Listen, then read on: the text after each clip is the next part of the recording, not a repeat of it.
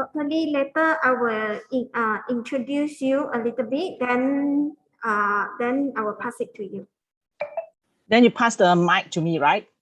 So I start off with yes. Then after that, it's my turn.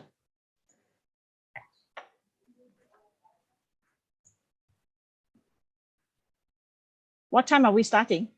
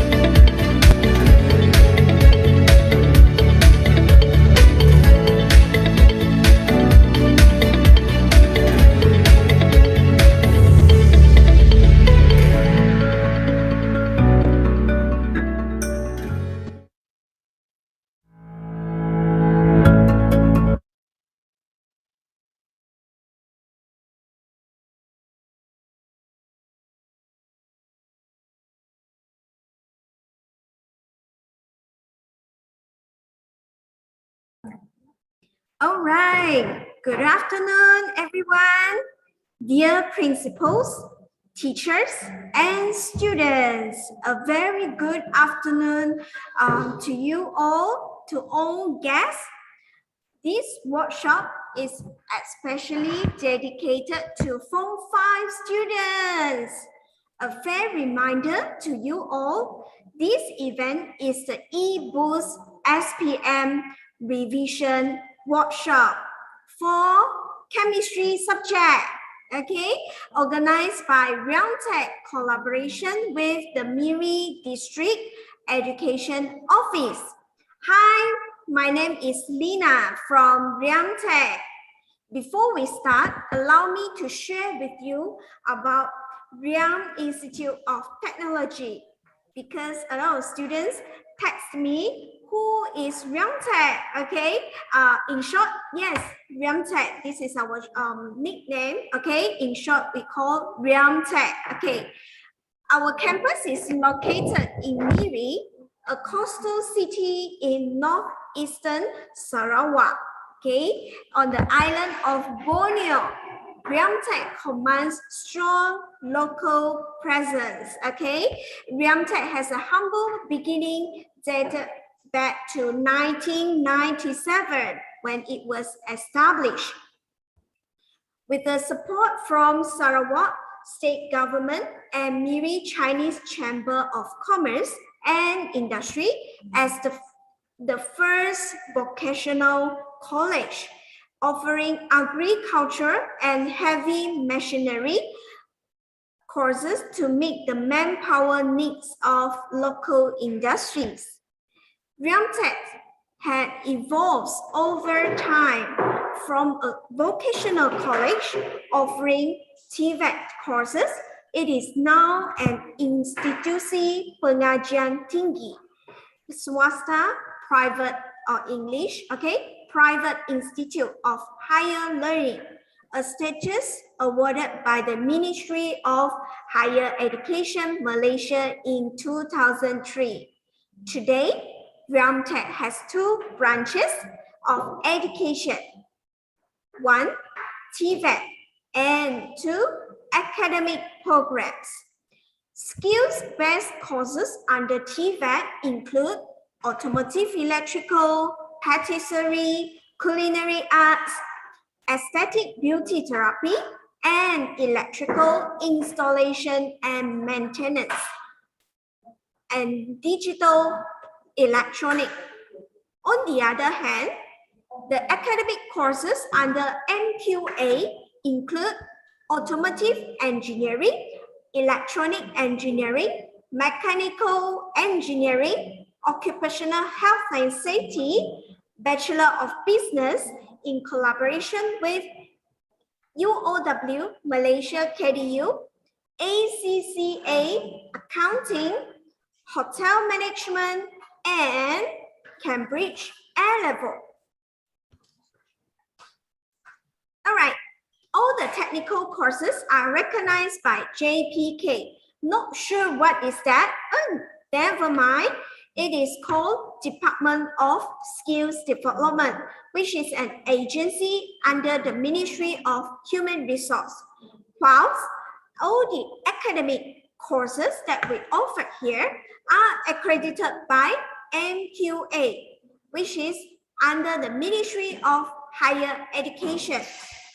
RIAMTEC also has ACCA, MISA, the Malaysia Institute of Chartered Secretaries and Administrators, and SIPTEC, Confederation of International Beauty Therapy and Cosmetology, where internationally recognized qualification in accounting, chartered secretary, administrator, and beautician are offered.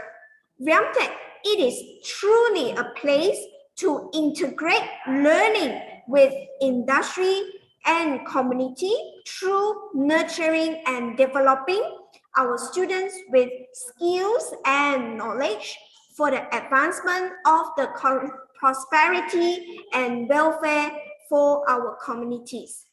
Want to know more about us? Just type RIAMTEC at Facebook, YouTube, or your Google search engine. Then you can find out more from us. Okay, let's watch a video.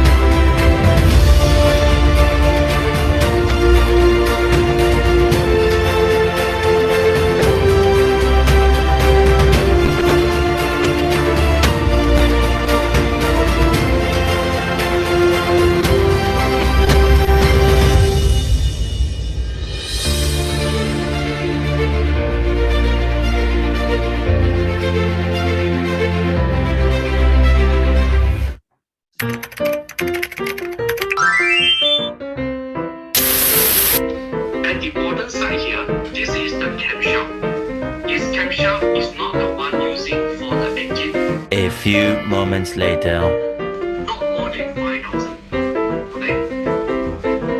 More moments later.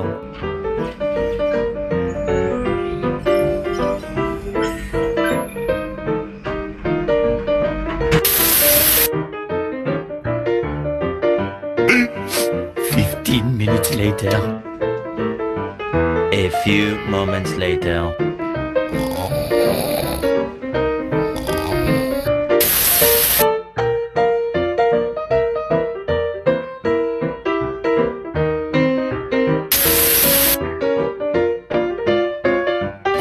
Minutes later. 5 minutes later. A few moments later.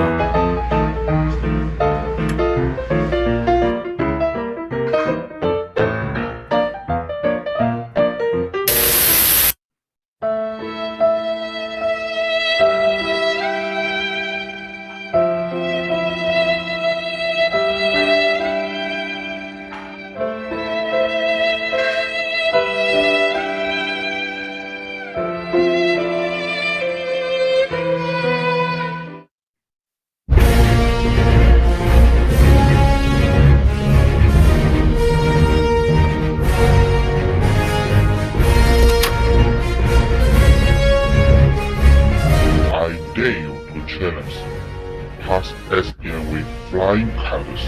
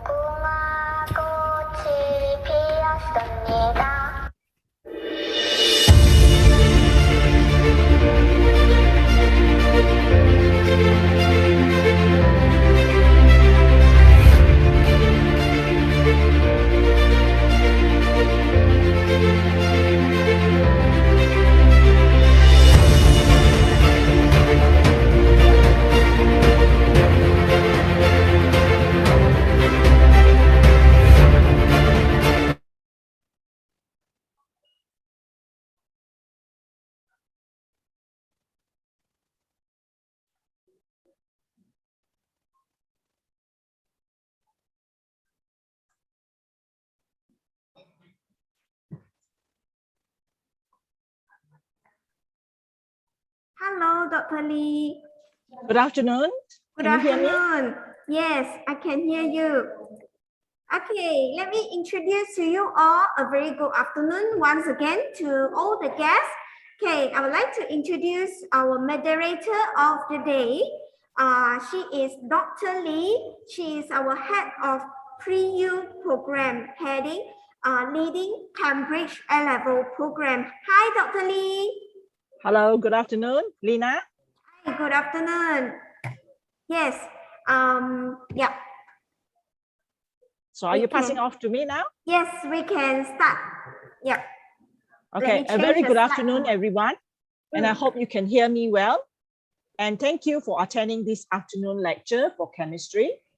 I am Jenny Lee, a lecturer from RIAM Institute of Technology, currently teaching Cambridge A-level chemistry as well. I'm your moderator for today. I would like to extend a very well welcome to all of you. We appreciate you taking your time off your busy schedule to join us in the eBoost SPM revision workshop for chemistry, organized by RIAMTEC in collaboration with the Miri District Education Office. To kick off the program, please allow me to introduce the speaker for today, Mr. Chai. Teck Khiong. Mr. Chai is a motivated and resourceful professional, educator, solidly dedicated to the field of chemistry at SMK Rosley Dobby. I think this is where he works. Okay, he attended a degree in education, chemistry, and professional in adapting the students' learning staff. He's also an experienced examiner. Okay, and JU mentor-mentee. Okay, to kick off here, before the session starts, if the student have any question during the session, please share your question in the chat box at any time. You'll be muted throughout the whole session, and your question will be read at the end of the session, right? During the Q&A session, or Mr. Chai will look at the chat box and he may answer you during that session. Please feel free to leave your question in the chat box, and if he did not answer the question during the session, right, I will raise the question during the Q&A session. Okay, and now it is with pleasure that I welcome Mr. Chai Teck Khiong, right, to kick off today eBoost SPM revision workshop in chemistry. I now pass the baton to Mr. Chai. Mr. Chai, please. All right, thank you. Terima kasih. Saya ucapkan kepada Dr. Jenny Lee, Ketua Program Prayu Cambridge, selaku moderator bengkel kita pada petani ya, yang berusaha, Puan Mariam Haji Monek, Pegawai Pendidikan Daerah Miri, yang dihormati Encik Wong Kung Kui, Timbalan PPT Sektor Pembelajaran, Encik Lau Sisek, Pegawai Pendidikan, dan Puan Lina Teng, Ketua Bahagian Pengambilan dan Kemasukan Pelajar dari Institut Teknologi RIAM. Semua guru, semua murid, tuan-tuan dan puan-puan dan para hadirin sekalian. Dengan kesempatan ini, saya ingin nak mengucapkan terima kasih kepada pihak RIAMTEC, RIAM Institute of Technology atas jemputan sebagai penceramah bengkel mata pelajaran kimia. Terima kasih kepada semua yang hadir ke bengkel eBoost SPM Revision Workshop. Semoga perkongsian pada petani akan meningkatkan minat kepada mata pelajaran kimia di samping mengukur kemahiran menjawab soalan-soalan kimia di kalangan calon-calon SPM tahun 2021. Para hadirin sekalian, saya ada menjemput dua orang rakan seperjuangan saya, iaitu Cikgu Be Chek Sing dari SMK Pujuk Miri dan juga Cikgu Caleb Ling, SMK Kubong Limbang, untuk membantu menjawab sebahagian atau semua soalan yang dikemukakan dalam ruangan cek. Okay. Dengan ini, para hadirin boleh kemukakan soalan dengan menulis soalan pada ruangan cek sepanjang bengkel ini berlangsung. Saya akan fokus kepada bengkel tak hanya menjawab soalan pada sesi Q&A pada akhir bengkel ini nanti. Perlu saya ingatkan bahawa kita harus menjaga tata susila dan kesopanan sebagai rakyat Malaysia yang terkenal dengan budi bahasanya. Senang saja, di samping mengemukakan soalan, para hadirin hanya tulis perkara atau ucapan yang positif dan membangun saja pada ruangan cek. Segala timbang rasa dan kerjasama didahului dengan ucapan jutaan terima kasih. So dengan ini, kita terus kepada bengkel pada petani, iaitu teknik menjawab soalan kertas 2 kimia SPM, kimia KSSM SPM tahun 2021. So allow me to share the screen.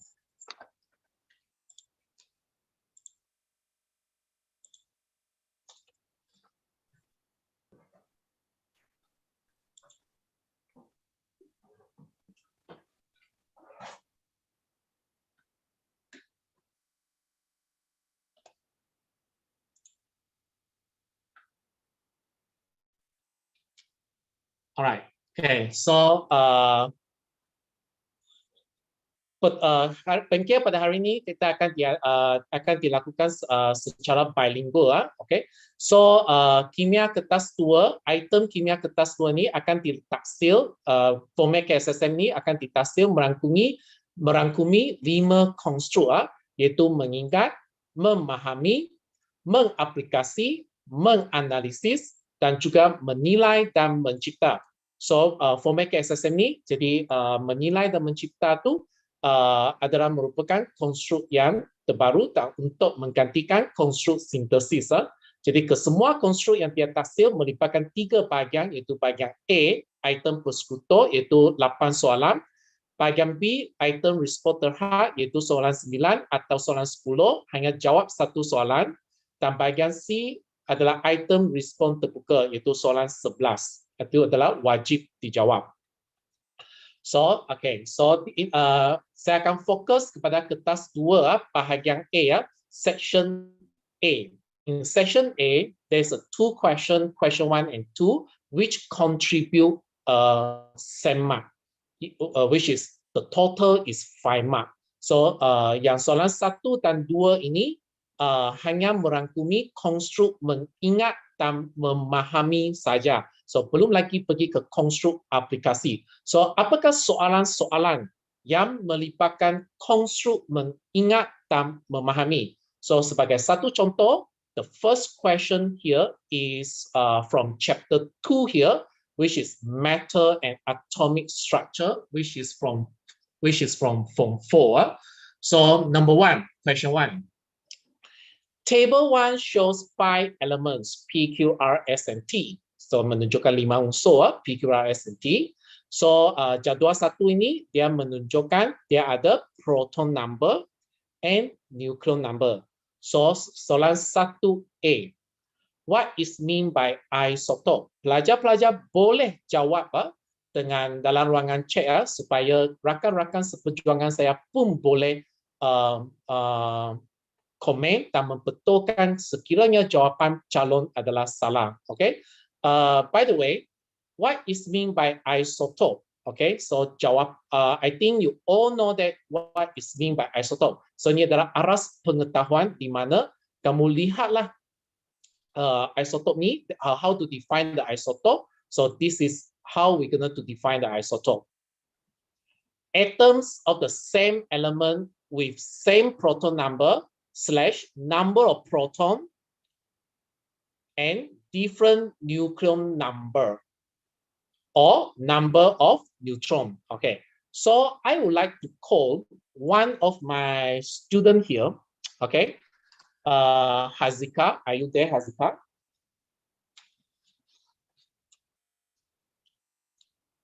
Hazika, are you there?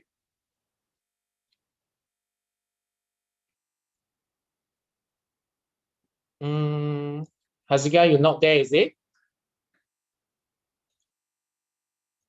Okay, tak apa. Okay, so boleh tak I pass one of my student is Frederick. Are you there, Frederick?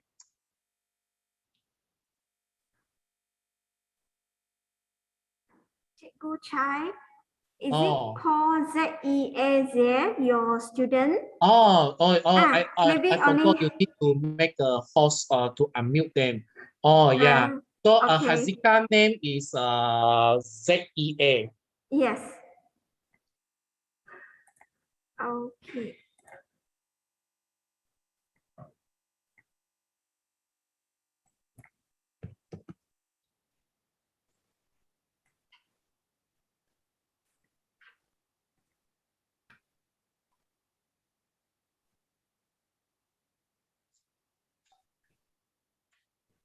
Already unmute them? Yes, already. Okay, so Hazika, are you there, Hazika? Yes. Okay, Hazika. And wait for me. Okay, Hazika.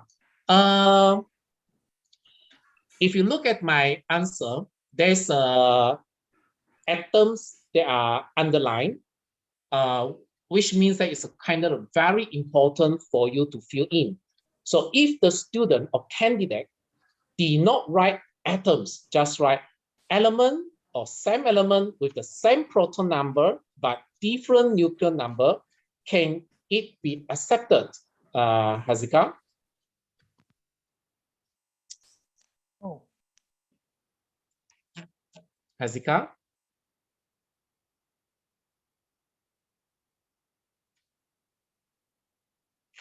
The line is not good, right? Not. No, yeah, atoms is a very compulsory to write in. So Hazika, I want to ask you, why atoms are very important to write in this sentence? to define the isotope. Do you know why? We need to use atom because atom has same number of proton but different number of neutron. So, as an example, the number of isotope for carbon is 12 and carbon 13 and carbon 14. So, in this example, carbon is the element that have different number of atoms. Yeah, I get what you mean. Correct, huh? So I saya secara ulang semula what the Hazika said just now. Roughly, he said that like there's a few example of the isotope, namely carbon 12, carbon 13, and carbon 14. So this carbon 12, carbon 13, and carbon 14 is a different atoms, but it belongs to the same element. We cannot say only. You cannot just write only element there because it may be only one atom. So you have to refer to the atoms of the same element. Means there's more than one atoms that are involved. Okay, so you cannot just write an element because element is just refer to the carbon. But isotope we have more than one atom or two atoms. So you need to write atoms of the same element with the same proton number but different nuclear number. In another way around, kamu boleh tulis unsur yang atom bagi unsur yang sama dengan mempunyai bilangan proton yang sama tetapi bilangan neutron yang berbeza. Okay, thank you Hazika. Okay, we go to the next slide. Okay, from the elements in table 1, choose a pair of isotopes. Okay, choose a pair of isotopes. So how are we going to choose a pair of isotope there? So we there's a two. If you look at the red box that I already highlight there, so you can find that just now you already defined the isotope, meaning that atoms of the same element have the same proton number but different nuclear number. So you find which atom of the same element have the same proton number. So we can find that is a S and T. Right? It's very easy, right? Okay. If you have any inquiry, you can put in the chat box. My rakan seperjuangan, Cikgu Bear and Cikgu Caleb boleh answer. Okay. So see now. Okay. Write the standard representation the atom of element Q in the form of AZS. Okay, so kamu lihat semua soalan ini hanya aras pengetahuan dan kefahaman sahaja. So ini pun adalah tahap kefahaman sahaja. Okay, so write the standard representation. So I found out a lot of my students write this answer. Like this. Okay, you can see that. I found out a lot of students are writing this kind of answer. So I want to call one of my students again, another student. Okay, so Ellen, are you there? Are you, Puan Lina, are you able to find Ellen name? Can you unhost him?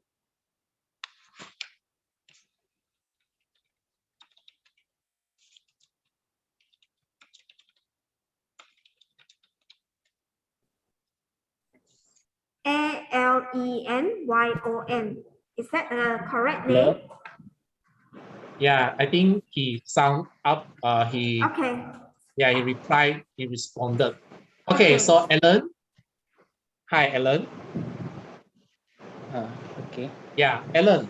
So, what do you think of this answer? This answer is correct or not? Incorrect. Incorrect. Yes. Okay, why you say it's incorrect? Because for the standard representation, it has to use the actual element from the periodic table. All right, thank you very much for your response. So I think all the students can write A is represent mewakili nombor nuklear, represent a nuclear number. Z, semua pelajar pun boleh tulis yang mewakili proton, nombor proton, yaitu proton number. But a lot of students will write Q. Okay, because from the table, the symbol of the element is Q. So the student will write Q. But unfortunately, standard representation for the S is a actual symbol of that element. So student, please bear in mind, when you want to write standard representation, even though the table write Q, you need to find out what is the actual symbol for the Q. So the actual symbol for that Q is Na. So just now, Ellen already told you, you can find that symbol of that element from the periodic table, right?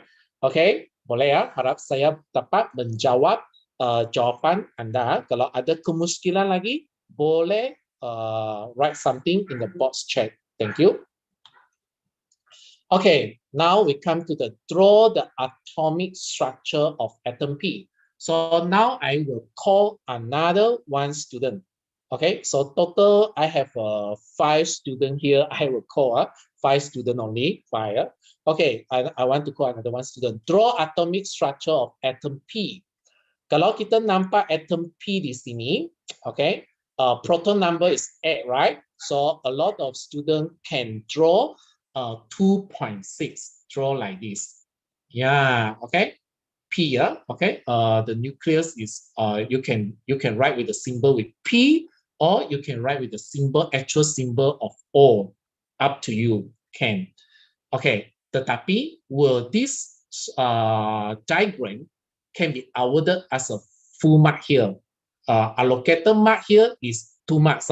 Okay. So 2 markah di sini. Bolehkah calon ini mendapat markah yang penuh? So maybe I will call one student, maybe bolehlah bagi satu komen tentang diagram yang dilukis ini. Boleh tak saya call seorang pelajar yang nama Sophie, Sophie?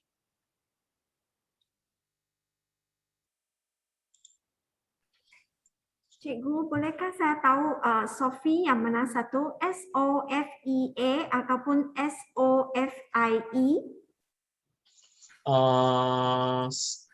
Sekejap, Okay. I think SOFIE.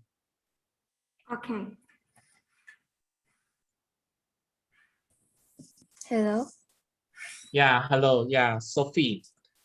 Okay, so bolehkah calon ini mendapat 2 markah, Sophie? No, No. Kenapa, Sophie?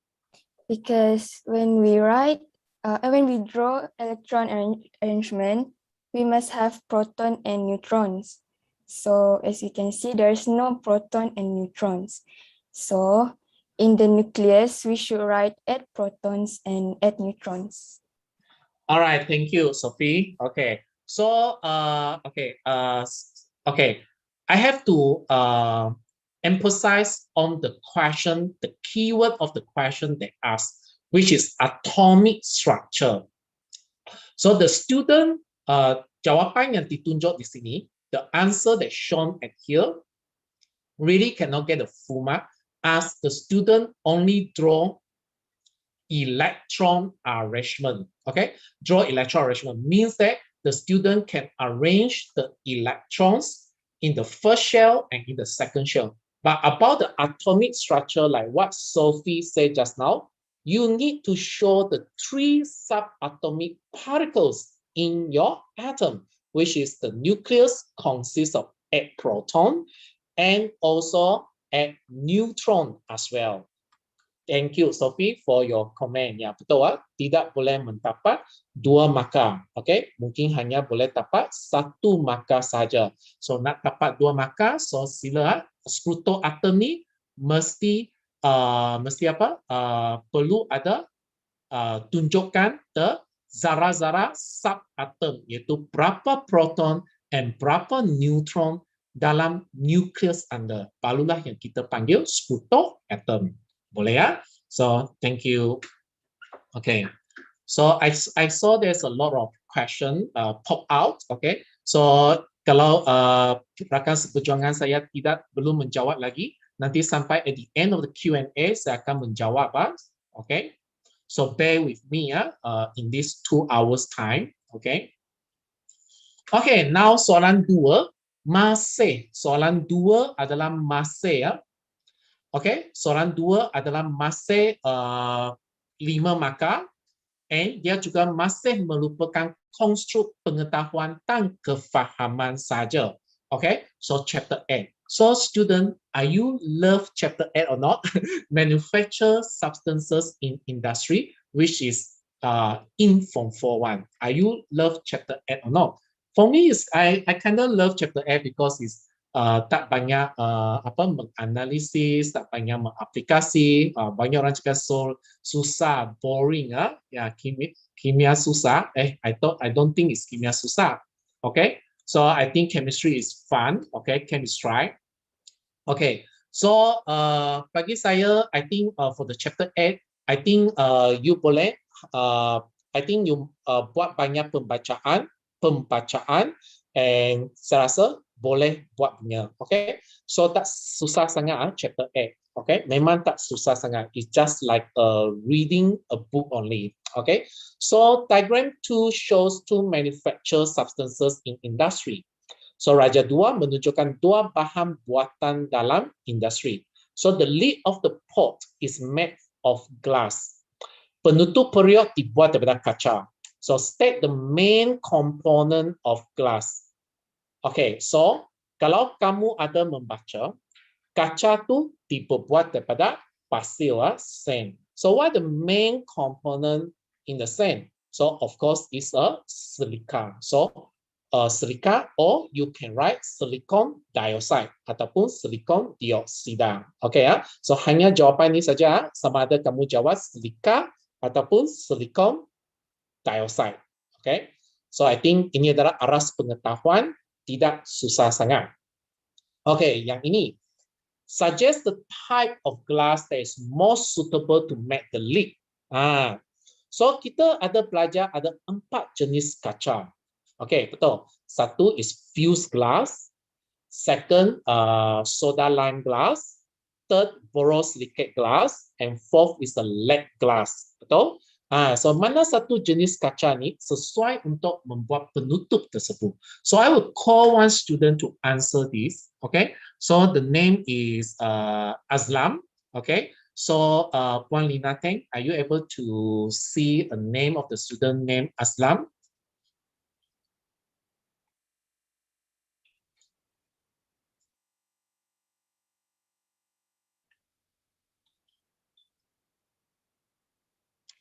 Aslam.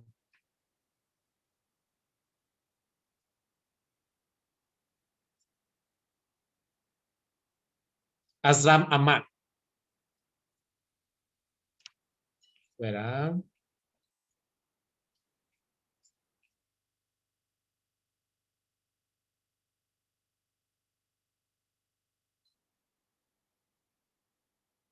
Tepat tak Aslam Ahmad? You tepat? Aslam. Okay. Aslam Ahmad. Spell his name, Aslam. A-S-L-A-M. A-M. Okay, Aslam. Okay, Aslam, are you there, Aslam? Yes, yes. Okay. Okay, so are you able to give me the type of the glass that is most suitable to make the lid? The type of glass that is most suitable is borosilicate glass. Borosilicate glass. Yeah, correct. Why you say so borosilicate glass? Why you don't choose the other glass? Because it is high melting point. All right. Then? And it is low thermal expansion coefficient. Okay, then got more? No more? No. No. Okay, thank you, Aslam. Okay, yeah, what Aslam told the answer just now, yeah, it is correct because it can resistant to heat and also can another one property is low thermal expansion coefficient. So meaning that glass that made from the pyrex, P-Y-R-E-X, or is a borosilicate glass like a test tube, boiling tube, okay, and also the glass that for the cooking glassware, they use for the cooking glassware. So it is a borosilicate glass. So the property here you need to write is resistant to heat. Okay, tak boleh cakap brittle or what. Okay, you have to say it's about heat, resistant to heat, or low thermal expansion coefficient. So Azlam, I want to ask you, maybe some of the students here may don't know what is the meaning of low thermal expansion coefficient. Do you know what is the meaning of low thermal expansion coefficient? Azlam? Do you know the meaning?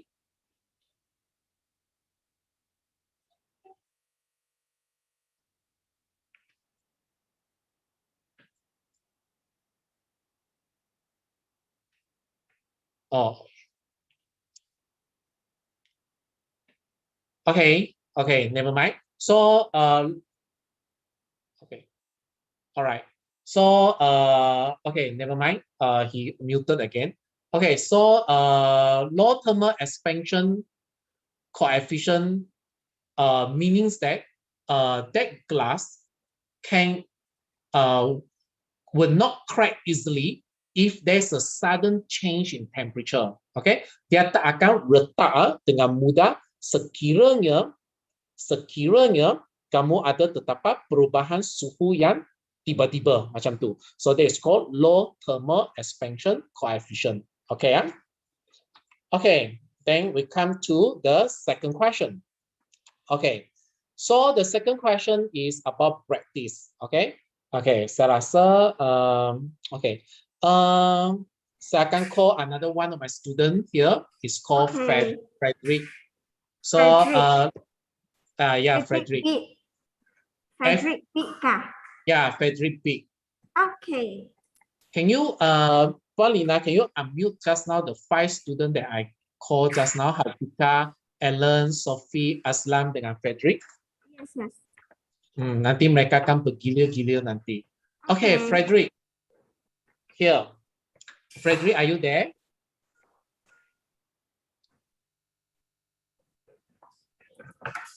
Hi, Frederick. You can unmute your mic now. Hello. Yeah, Frederick, yeah. So, I think you know what is a bread dish, right, Frederick?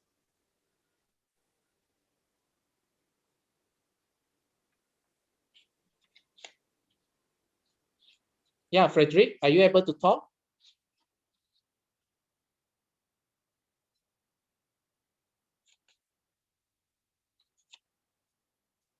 The line not good, is it, Frederick?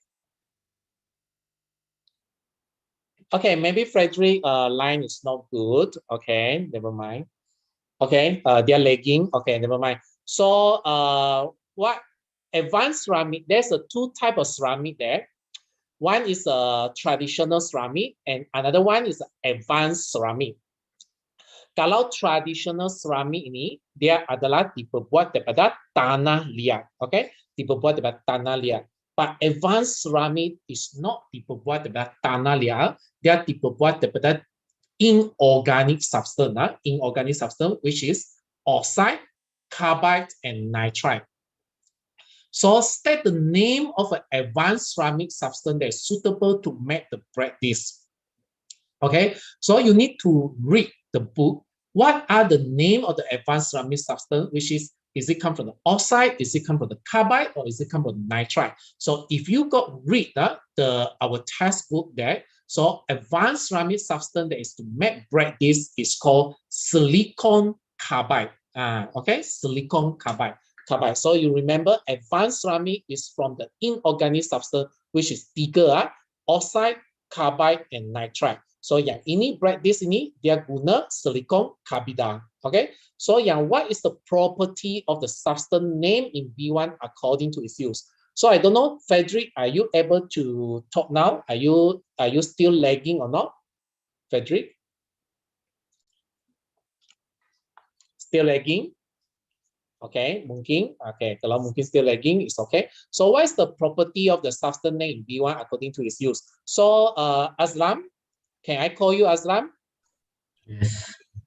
Okay, Aslam. So what is the property of the substance name in B1 according to its use?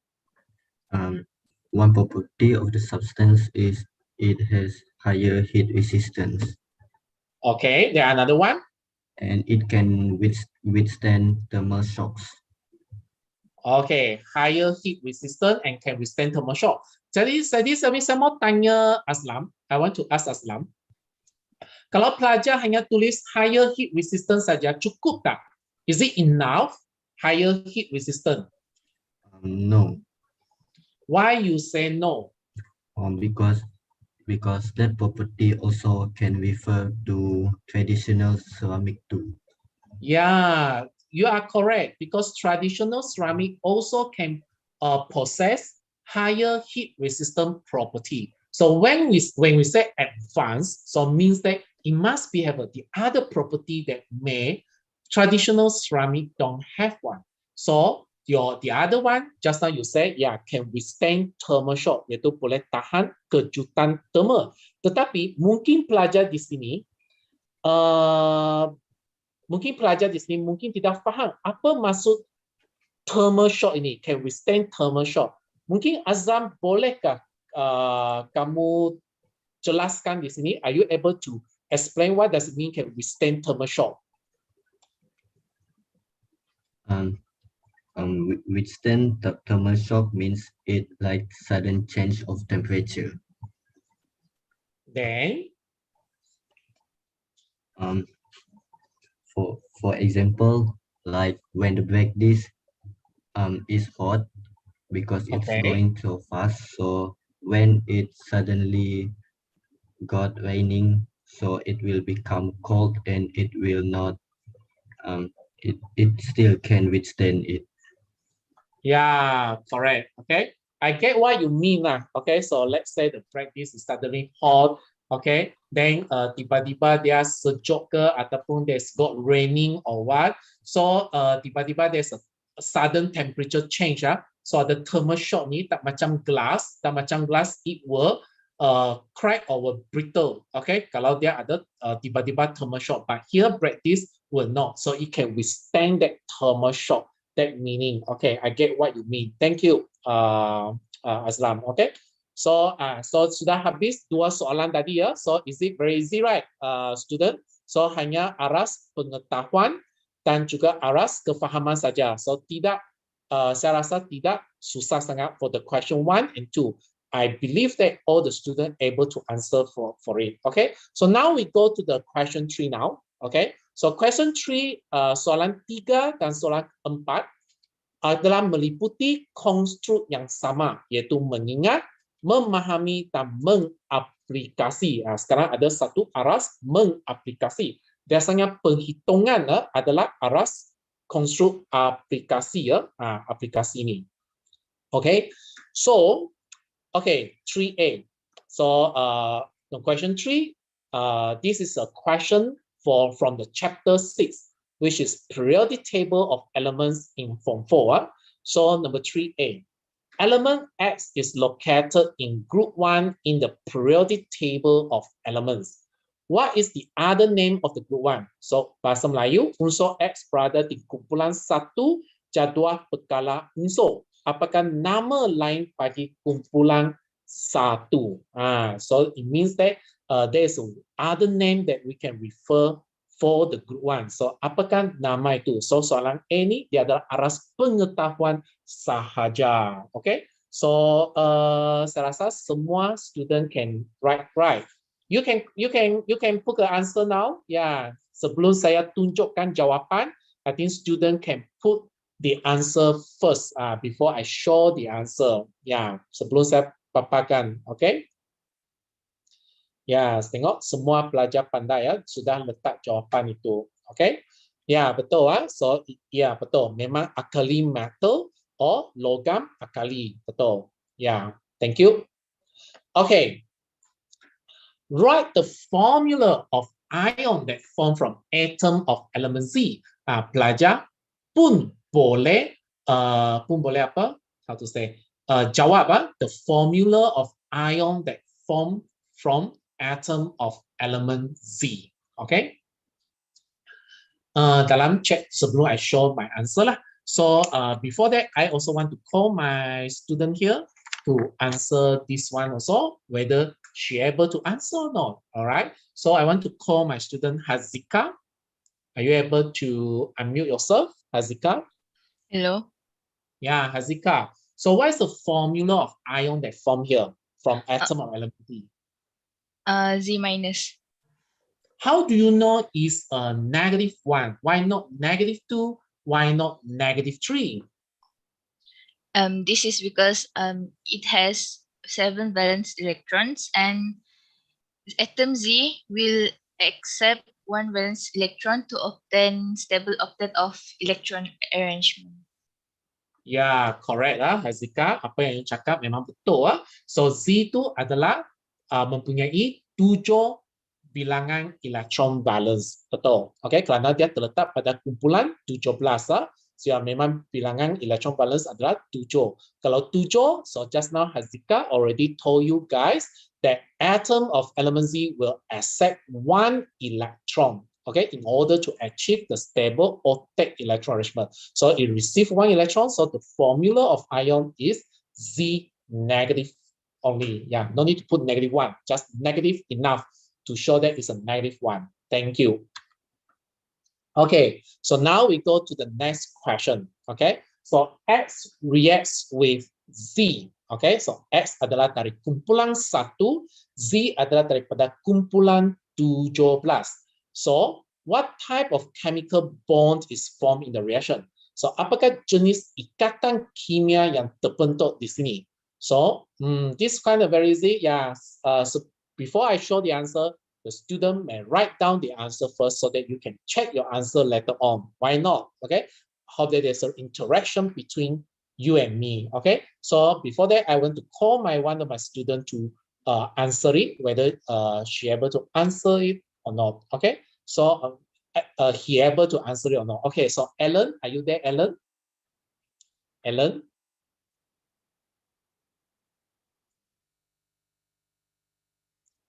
Maybe line also not strong, Ellen, is it? Hello. Yeah, Ellen. So what type of chemical bond is formed here? Ionic bond. Yeah, correct. Why you say ionic bond? Why? Kefahaman ini, why?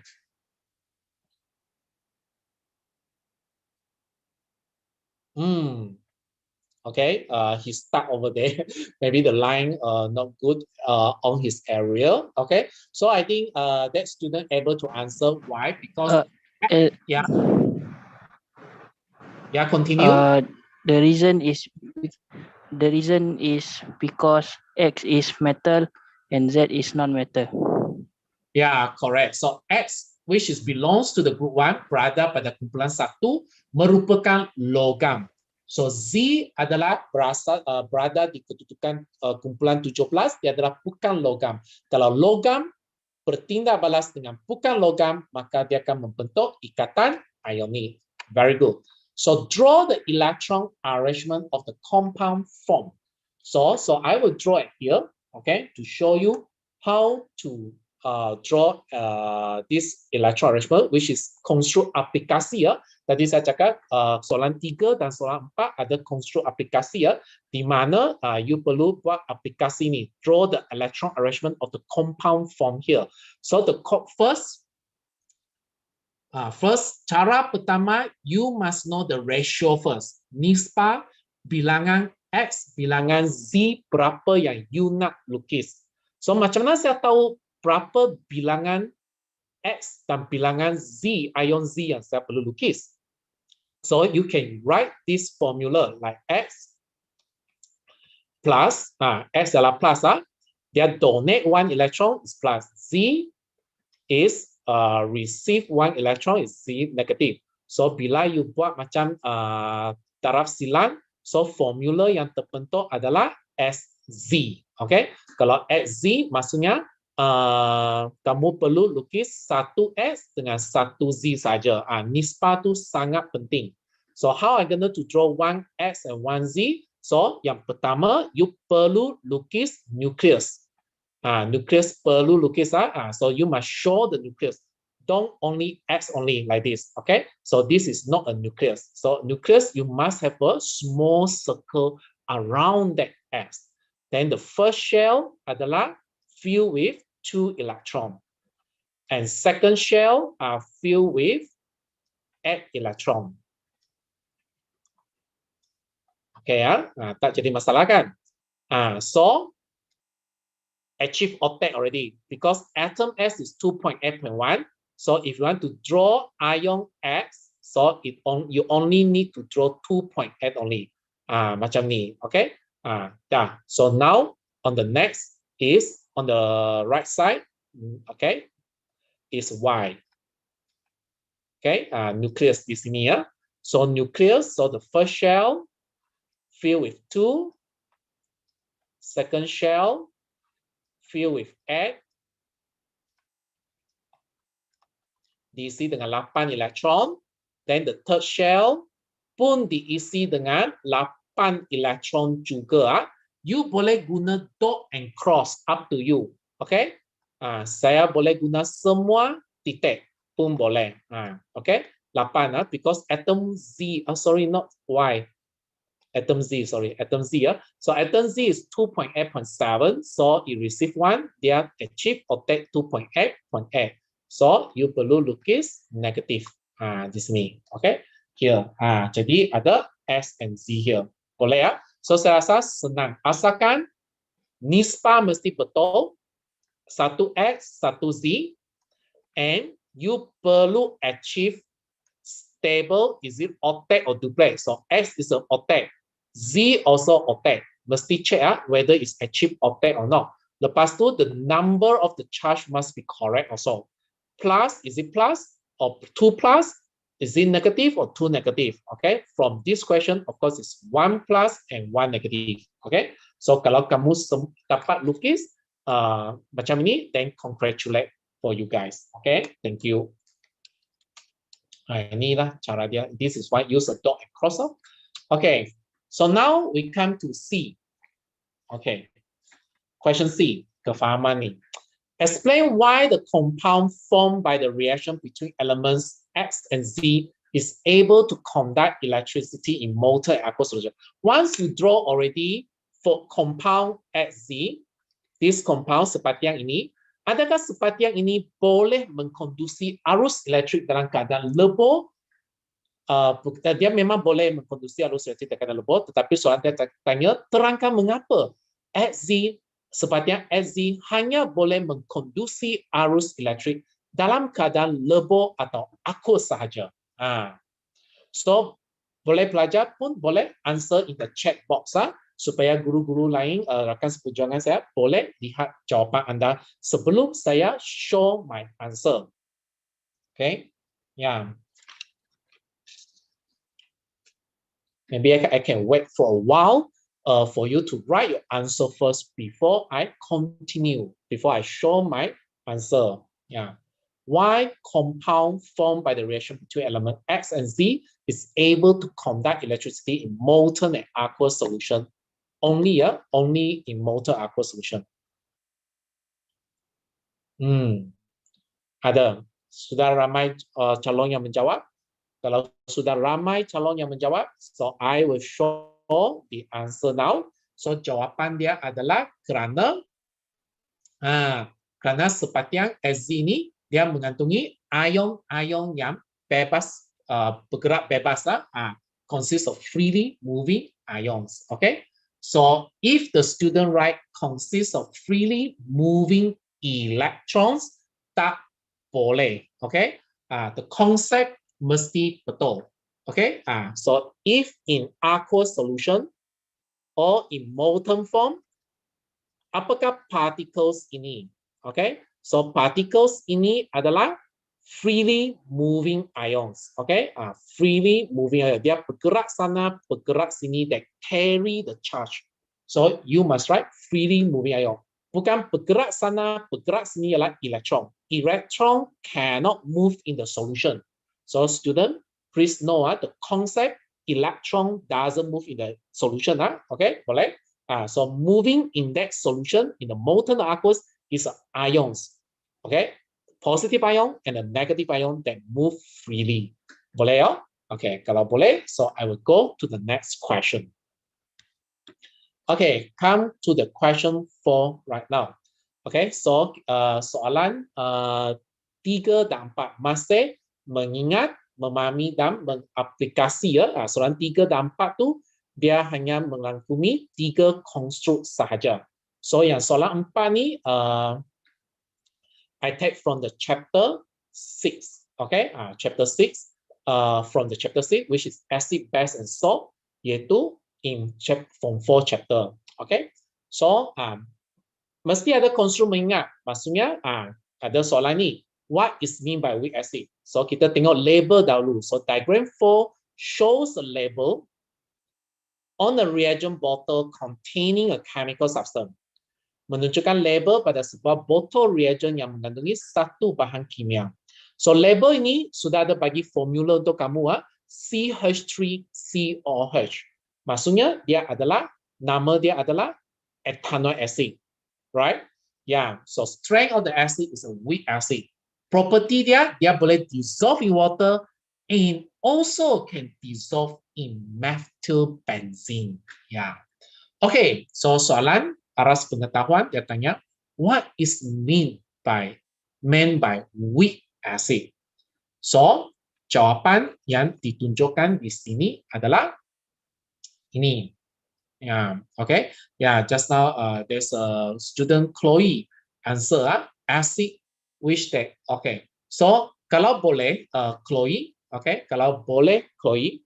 So for the first word, okay, kalau boleh sila use the word like chemical substance, okay? Chemical substance or chemical compound that ionizes partially in water to produce low concentration of hydrogen ion. So yang underline di sini, yang saya underline di sini, semua adalah yang perlu ditulis punya. Okay? Perlu ditulis dan wajib ditulis. Kalau yang saya underline di sini, pelajar tidak tulis, maka tidak dapat diberi markah. Okay? Yang saya underline ini. But I want to call one of my students. Okay. So, for example, like, okay, for example, like Sophie. Sophie, are you there? Sophie? Yes, Sophie?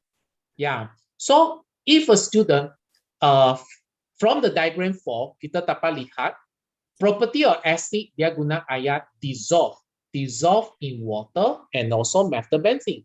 Tapi dalam definisi nanti, definition, bolehkah calon tulis chemical substance that dissolve partially in water to produce low concentration of hydrogen ion. Dia guna ayat dissolve here. Saya tulis di sini ya. Dissolve here. Larut ataupun kita panggil larut. So, Adrian, Sophie, boleh tak you comment di sini? We cannot use dissolve. Can you tell me why? Because dissolve means it can be dissolved in water and also methyl benzene. So if we use dissolve, it means that the acid can produce hydrogen ion in both water and methyl benzene. So we use ionized because acid will only produce hydrogen ion when dissolved in the water. Okay, I get what you mean. Okay, so it means that ethanol acid, it both can dissolve in the water and also organic solvent, but only in water, ethanol acid ionize. Yeah, dia mengion. Yeah, the word of ionize mean. Okay, maksudnya before that, ethanol acid is a molecule. When it ionize, dia bercerai sudah menjadi ion, hydrogen ion and ethanoic ion. Betul. So hanya in water, acid dia boleh ionize. But in methyl benzene, even though the acid can dissolve, but it does not ionize. Betul. Jadi the terms must be correct. So ionized itu memang betul, partially. Tapi ini adalah acid lemah, weak acid. So you mesti tulis ionizes completely or partially. So weak acid is a partially in water to produce low, mesti cakap low. Tak boleh hanya tulis hydrogen ion saja, mesti low concentration of hydrogen ion. Okay, alright. Explain why acid Q dissolved in methyl benzene cannot show the acidic property. Ini adalah konstruk kefahaman. Adakah pelajar boleh faham tak kenapa acid Q yang larut dalam methyl benzene dia tak boleh menunjukkan sifat asidnya? Kan tadi saya sudah cakap tadi, walaupun asid dia larut dalam methyl benzene, tetapi dia tak boleh menghasilkan ion hidrogen. Betul tak? That's why it cannot show its acidic property. So, but you have to look at the mark allocated there. There's a 2 marks there. So if there's a 2 marks there, so the first point you need to write acid Q still exists as molecule. Dia tak mengion, dia masih wujud sebagai ataupun kekal dalam bentuk molekul. Lepas itu baru you tulis acid Q does not ionize. Okay, mesti tulis does not ionize. Kalau tidak tulis does not ionize, tak boleh ya. Does not ionize in methyl benzene to produce hydrogen ion. So hydrogen ion is the main role that take part in the acidic property. So hydrogen ion is a must. You need to write in. Okay. So before you write in to produce hydrogen, you write down the acid Q does not ionize. Okay, in methyl benzene. Okay. All right. So now we come to the next one. This is a neutralization. I can see here. Sodium hydroxide solution is added to acid Q to form a salt. Yaitu larutan natrium hydroxide, yaitu larutan berakali ditambah kepada acid Q menghasilkan suatu garam. Tuliskan persamaan kimia bagi tindak balas yang berlaku. Okay. So, apakah tindak balas persamaan kimia yang berlaku di sini? So, you must know how to write the formula of the sodium hydroxide. Ethanoic acid from the diagram 4 already have, but I'm very encourage the student, you must know the formula of ethanoic acid, even though the diagram 4 already given. Okay, it doesn't mean that you tak perlu tahu, you mesti tahu juga. Ethanoic acid formula is CH3COH. So, what is the salt formula, salt in the water? Ini dia. Okay, yeah, NaOH plus CH3COOH membentuk CH3COO Na plus H2O. Okay, macam mana nak bentuk ini? So, Na plus kan positif, right? Na plus kan positif. You must know the ethanoate. Ethanoate adalah negative here. So, this is positive, this is negative. Maka kamu akan dapat formula CH3COO Na here. Ya. Mungkin pelajar akan tulis formula macam ini. Na di depan, CH3COO di belakang. Boleh ke? Boleh ke? So mungkin saya tanya pelajar, my student, boleh ke? Azlam, are you there, Azlam? Boleh ke, Azlam?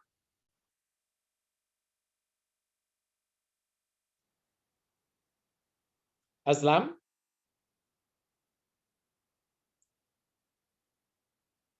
Boleh ke, Azlam? Yes, teacher. Boleh ke? Yes.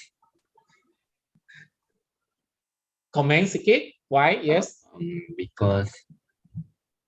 Because sodium ethanoate is a ionic compound.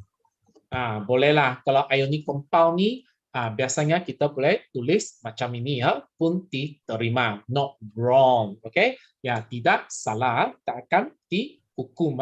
Ya, boleh. Thank you, Azlam. Okay. Okay, now kita pergi ke faktor pengiraan sekarang. There's a 3 mark here. From the experiment, okay, it is found at 25 cubic centimeter of 1.0 molar sodium hydroxide solution reacts completely with 22.5 cubic centimeter SQ. Calculate the concentration of SQ in gram per dm cubic. Ya. So ini adalah tindak balas peneutralan. Kalau tindak balas peneutralan, kita boleh guna satu formula untuk menghitung tindak balas peneutralan ini.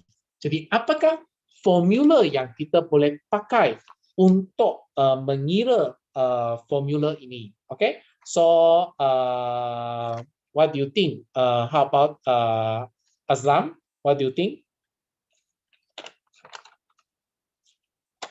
Apakah formula dia, Azlam?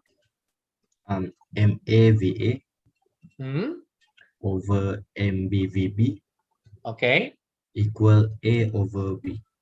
Correct. Okay, tetapi formula ini tak ada markah, belum ada markah. So kalau kamu nak dapat markah yang pertama, apa yang kamu perlu buat, Azlam? Markah yang pertama?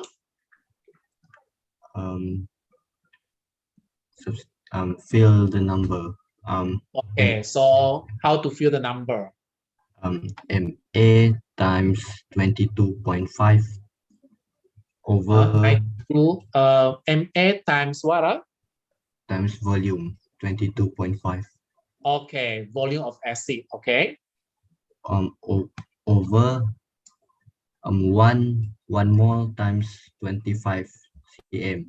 Yes, MB is the molarity of base. Is 1 molar times the volume of the base is 25 cubic centimeter. So how about that one? On the right side, there's A over B. Apa ini pula? The mole 1 over 1. Mole ratio. Ya, kalau kita tengok dalam tindak balas persamaan kimia ini, so the mole ratio for the acid is 1 to 1. Betul? Ya, so 1 to 1. So, jadi kamu boleh nampak. So, once you substitute, fill all the correct number in that formula, maka kamu akan dapat satu markah. So, jadi kita guna calculator sekarang. Tekan nombor ini. So, Azlam, kamu sudah tekan nombor ke? Boleh you tekan nombor dalam kalkulator kamu. Jadi, apakah jawapan yang ditunjukkan daripada kalkulator kamu?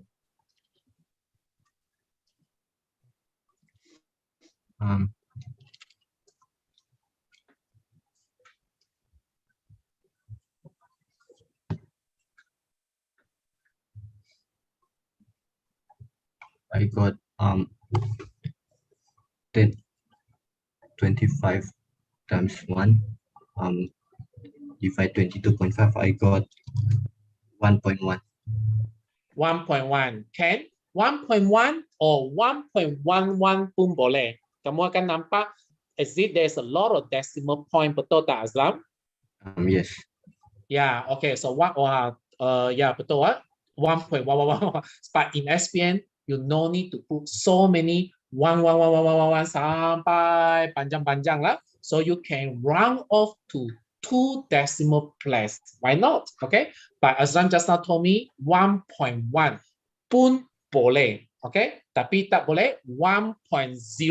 So if those round off to 1.0, I'm sorry, you won't awarded for the second mark. So 1.1 or 1.11. Tetapi ini hanya 2 markah, Azlam. Mana yang markah yang ketiga, Azlam? Because the question said it 1 in gram per dm cube. Yes, gram per dm cube. So how molarity can be converted to gram per dm cube?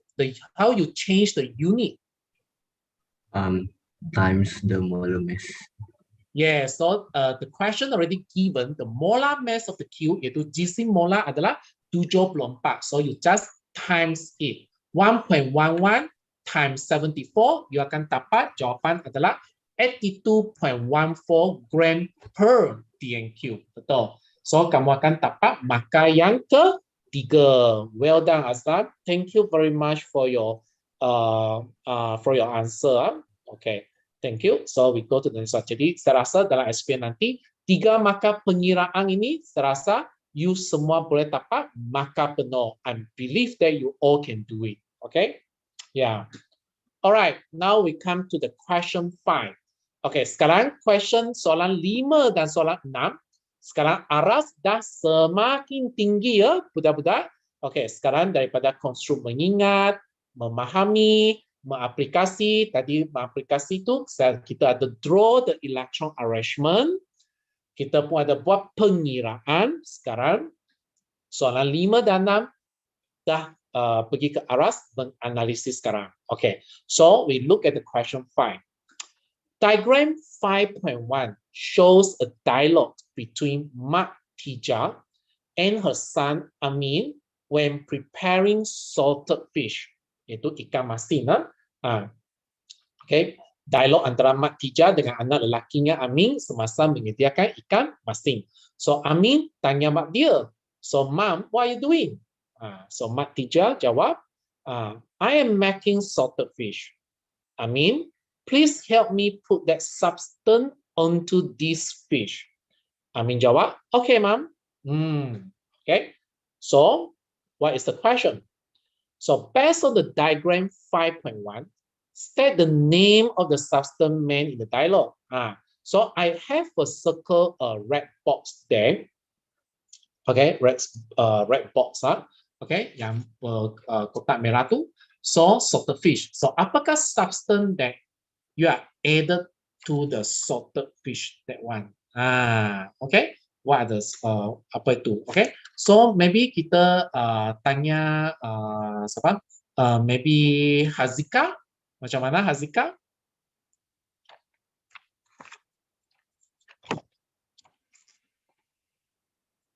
Hello. Hello Hazika. What's the name of the substance that meant in the dialogue? Salt. Salt. All right. Okay. Okay. Salt. Okay. Okay. Right. So my answer is table salt or sodium chloride. So ada nampak ada beberapa pelajar dalam Zoom sini pun jawab sodium chloride. So diterima. Okay. So there's my student write salt. Okay. Tak apa. You tahu you have to add a salt, but the perfect answer is a table salt. Why salt are not encouraged or wrong to be here? Okay, ataupun boleh dikatakan salah. Kenapa? Because salt is kind of like general, it's wide. Salt dia boleh merangkumi apa-apa saja garam seperti sodium sodium carbonate, sodium nitrate, magnesium chloride, all these salt. Are you going to add magnesium chloride or sodium carbonate on this fish? No, right? So salt tak boleh ya. Okay or not? Hazika, boleh saya jawab you punya boleh saya adakah saya menjawab you punya jawapan tadi? Kenapa salt tak boleh? Hazika? Menjawab yeah, okay. So so exactly the exact answer should be table salt. Okay, ataupun kamu tulis garam biasa. Tak boleh garam saja, or a student can write sodium chloride. Okay, okay. So question 2. Why substance in 5A1 is added to the fish? Yeah, explain why. So you have to look at the mark allocated there. Okay, so the mark allocated there is 2 marks there. Ada 2 markah, so you perlu ada 2 jawapan. So the first thing you need to tell me, what is the function of this table salt? What's the function? So the first point is what?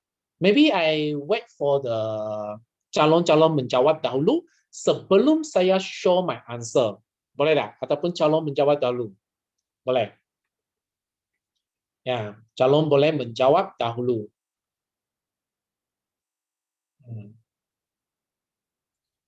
Okay, ya, ada orang dah menjawab. Okay, ya, preservative to prevent growth of bacteria and fungi. Okay, that one only 1 mark. Can you again? Come on. Yang preservative tu mengawet ikan itu, okay, boleh. Boleh. 1 markah saja. Lagi-lagi markah yang kedua.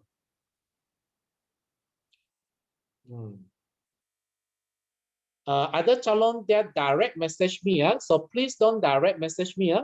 Kalau boleh put into the general chat box supaya saya boleh lihat semua.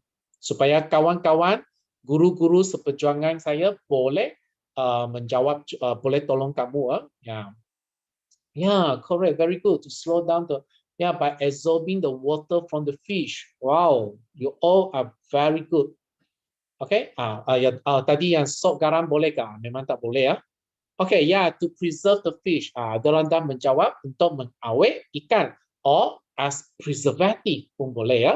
Yang second one, yeah, apa fungsi mengawet ikan tu? Yeah, some of you already say absorb water from the microorganism. How it can preserve? Explain. It absorb water from microorganism ataupun dia retard the bacterial activity. Okay? Ya, boleh. Thank you. Okay, now we come to the diagram 5.2. Diagram 5.2 shows the result of the experiment for the cleansing action by cleaning agent P and Q in seawater. Raja 5.2 menunjukkan keputusan eksperimen bagi tindakan pencucian agen pencuci P dan agen pencuci Q dalam air laut. So, Hazika, are you there, Hazika?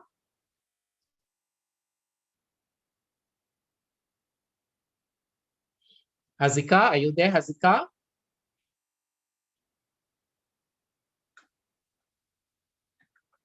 Are you able to unmute yourself? Yes. Okay, Hazika, kalau daripada diagram 5.2, are you able to analyze which cleaning agent is more effective? Cleaning agent P is more effective. How do you know? How you analyze cleaning agent P is more effective? Because the oily stain is removed. Yeah, oily stain removed maksudnya the baju, the cloth is clean, right? Okay, so belum lagi Hazika. Okay, we come to this question here. Based on the observation, explain the difference in the cleansing action of cleaning agent P and Q. So we have to look at the mark allocated. Wah, kali ini ada 3 markah di sini. 3 markah di sini. Ya, okay. Kalau 3 markah, macam mana sekarang? Macam mana kamu nak menganalisis ini? Okay. So tadi Hazika dah jawab yang point yang pertama yaitu cleaning agent P is effective in seawater while cleaning agent Q is not effective. Okay, because the question said explain the difference in the cleansing action. So we don't know which cleansing action is better. So dalam point yang pertama tu, you perlu tulis memaklumkan bahawa mana satu agen pencuci lebih berkesan, iaitu agen pencuci P. Lebih berkesan dari air laut. Lepas tu point yang kedua dan point yang ketiga tu, of course you need to explain why there's a difference. Why cleaning agent P effective, why cleaning agent Q is not effective. So that is your point 2 and point 3. So Hazika, boleh kamu maklumkan saya mengapa cleaning agent P is effective in seawater?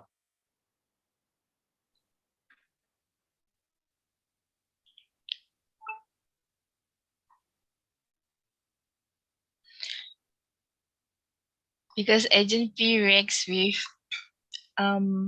Ca2 plus and or Mg2 plus.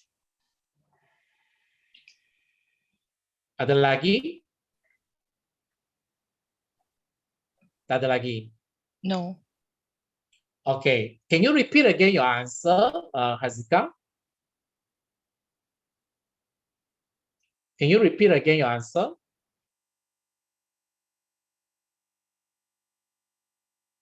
Hazika, can you repeat again your answer? Because it reacts with Ca2 plus or Mg2 plus. Oh, okay. So, okay.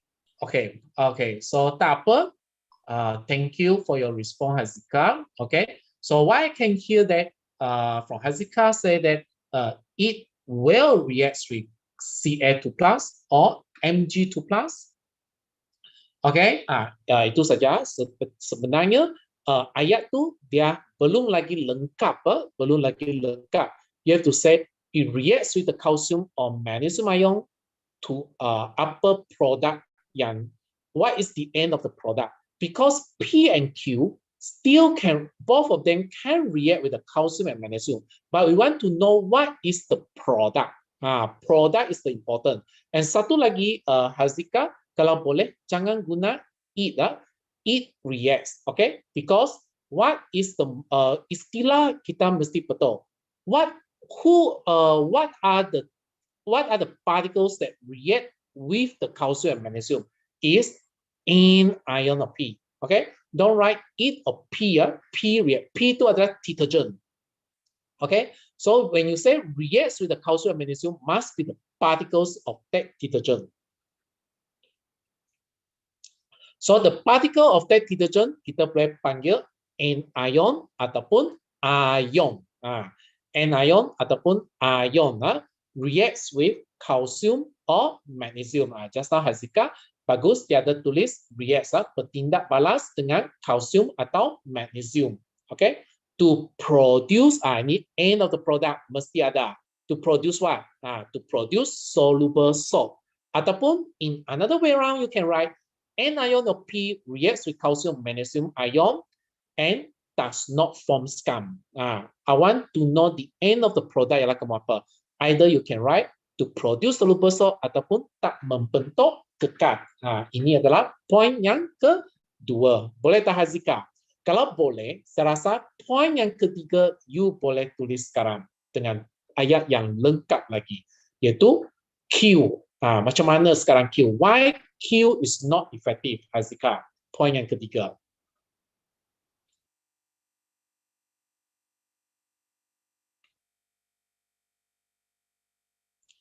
Yeah, Hazika, are you there? Why cleaning agent Q is not effective?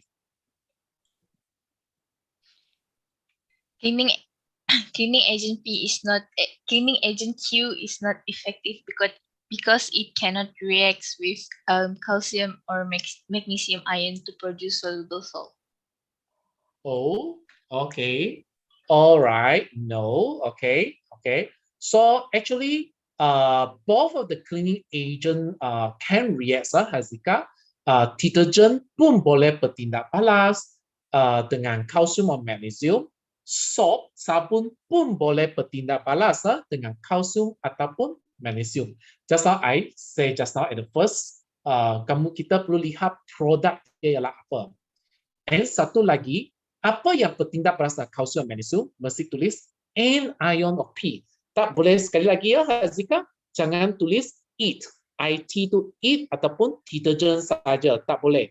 So we need a particles, what particles that react with the calcium and magnesium ion. Okay, yeah, so the particles that react with the calcium and magnesium ion is anion of P. Same goes to the Q also. So when same goes to Q, you have to also have to write anion of Q reacts with calcium ion or magnesium ion to produce scum or insoluble salt. Okay, tadi apa yang saya dengar Hazika cakap tidak bertindak balas. Kedua-dua anion of P or anion of Q boleh bertindak balas, tetapi produk dia tidak sama. Detergent produk dia adalah soluble salt. Kalau sabun anion Q bertindak balas, produk dia adalah scum, iaitu insoluble salt. Boleh Hazika? Boleh, adakah jawapan saya dapat membantu kamu Hazika? Dapat membantu dah Hazika? Harap boleh membantu you? Oh yes, okay, thank you. Okay, now we come to here. A salt anion consists of two parts, hydrophilic. Ini aplikasi ni, diagram ni yang kita perlu lukis ni. Okay, two parts hydrophilic and hydrophobic. Draw a label diagram to show the solubility of both parts of the salt in the water and the grease stain on cloth. Okay, so jadi dua markah di sini. Okay, so Okay, kamu perlu tunjukkan keterlarutan kedua-dua bahagian sabun itu di dalam air. So, apa yang paling penting di sini? Okay, saya akan lukis ini ya. Okay, saya akan lukis air ya dengan dan satu lagi kotoran grease. Kotoran grease pada pakaian. Okay, so kamu mesti lukis pakaian. So pakaian you just label here loh. Ini adalah cloth ataupun kamu tulis pakaian. Okay, and perlu ada kotoran grease. Okay, kotoran grease. Okay, so you boleh hitamkanlah. You punya kotoran grease macam itulah ya. So you perlu label ni. This is a grease. Okay. So apa lagi yang saya perlu lukis lagi? Okay. Boleh saya tanya Alan? Alan, are you there, Alan?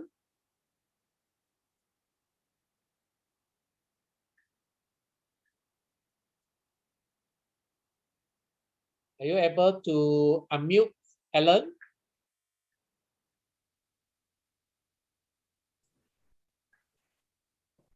I think Alan, he does not have a mic because I tried to unmute him, but then don't have the mute or unmute function for him. Okay. Yes. Okay. Good. Never mind. So kita mungkin boleh pergi kepada Azlam. Azlam, are you there, Azlam? Azlam? Yes.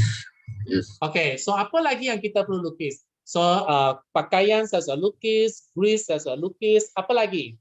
And anion soap. Anion soap. Okay. Macam mana lukis anion soap tu? There must be hydrophilic and hydrophobic part. There is head and satu lagi yang kita perlu lukis lagi adalah yang ini. Ini apa ni, Aslam? water. Yes, water with the dash line lah. Okay, water air.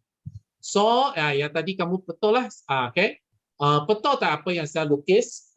So saya lukis hydrophobic, dia larut dalam grease. Dalam diagram dia akan mesti menunjukkan keterlarutan kedua-dua bahagian sabun. So yang kamu mesti tahu, okay, so yang ini dia larut dalam grease because hydrocarbon larut grease. Yang ini anion ni dia adalah larut dalam air. So adakah apa yang saya lukis itu adakah dia betul tak, Aslam? No. Why no? Because the tail part is not inside full. Oh, very good, Aslam. Okay, thank you very much for your response. Betul Aslam, apa yang dia komen the tail, iaitu ekor sabun tu yang dilukis tu is not fully in the grease. Separuh-separuh. Macam ekor dia separuh atas air, separuh dalam grease. Tak boleh lukis separuh-separuh. Well done, Azram. Ya, okay. Betul. So dia mesti semua masuk dalam grease. Macam ni. Yes, betul. Okay, yes. Mengelilingi dia lah.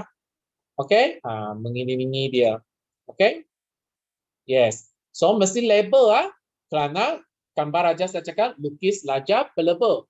Walaupun you dah label water, you dah label grease, you dah label cloth, still not enough. You still need to label what is this. This is hydrophilic part, iaitu bahagian hydrophilic. Ekor dia lagi. So this is hydrophobic part. Okay. So you dah ada label ke 5 ni. Hydrophilic part, hydrophobic part, water, grease, cloth. So dan kamu tunjukkan keterlarutan hydrophilic part and hydrophobic part in the grease, then you can get the full 2 marks there. Betul Jadi ini Apa yang kamu lukis tu adalah betul. Okay, easy right? I think all of you can get this 2 marks. Thank you.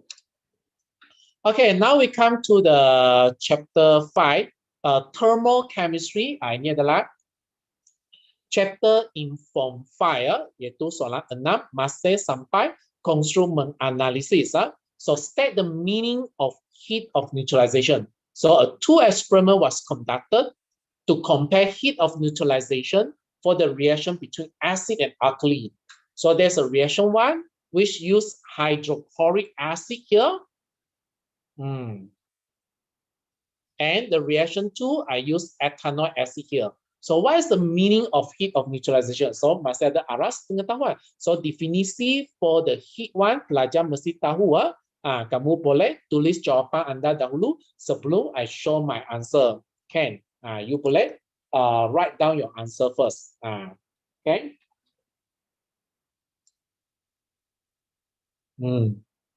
Tepat.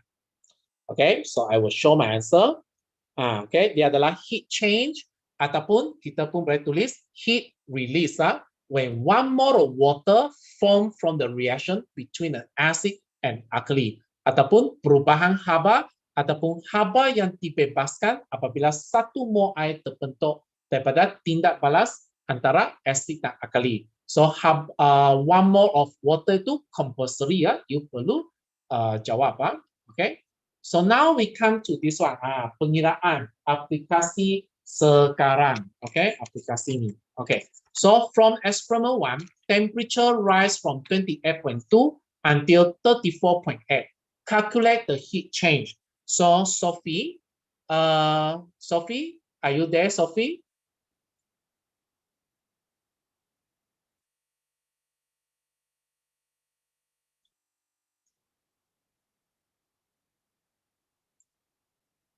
Are you able to unmute, Yes, Sophie? teacher. Yeah, Sophie. So what is the formula to calculate the heat change? Q equals to MC theta. Yes, correct. Q equal to MC theta. So can after that you still haven't get the mark yet. Then, Sophie, what you should do next? M equals to 200.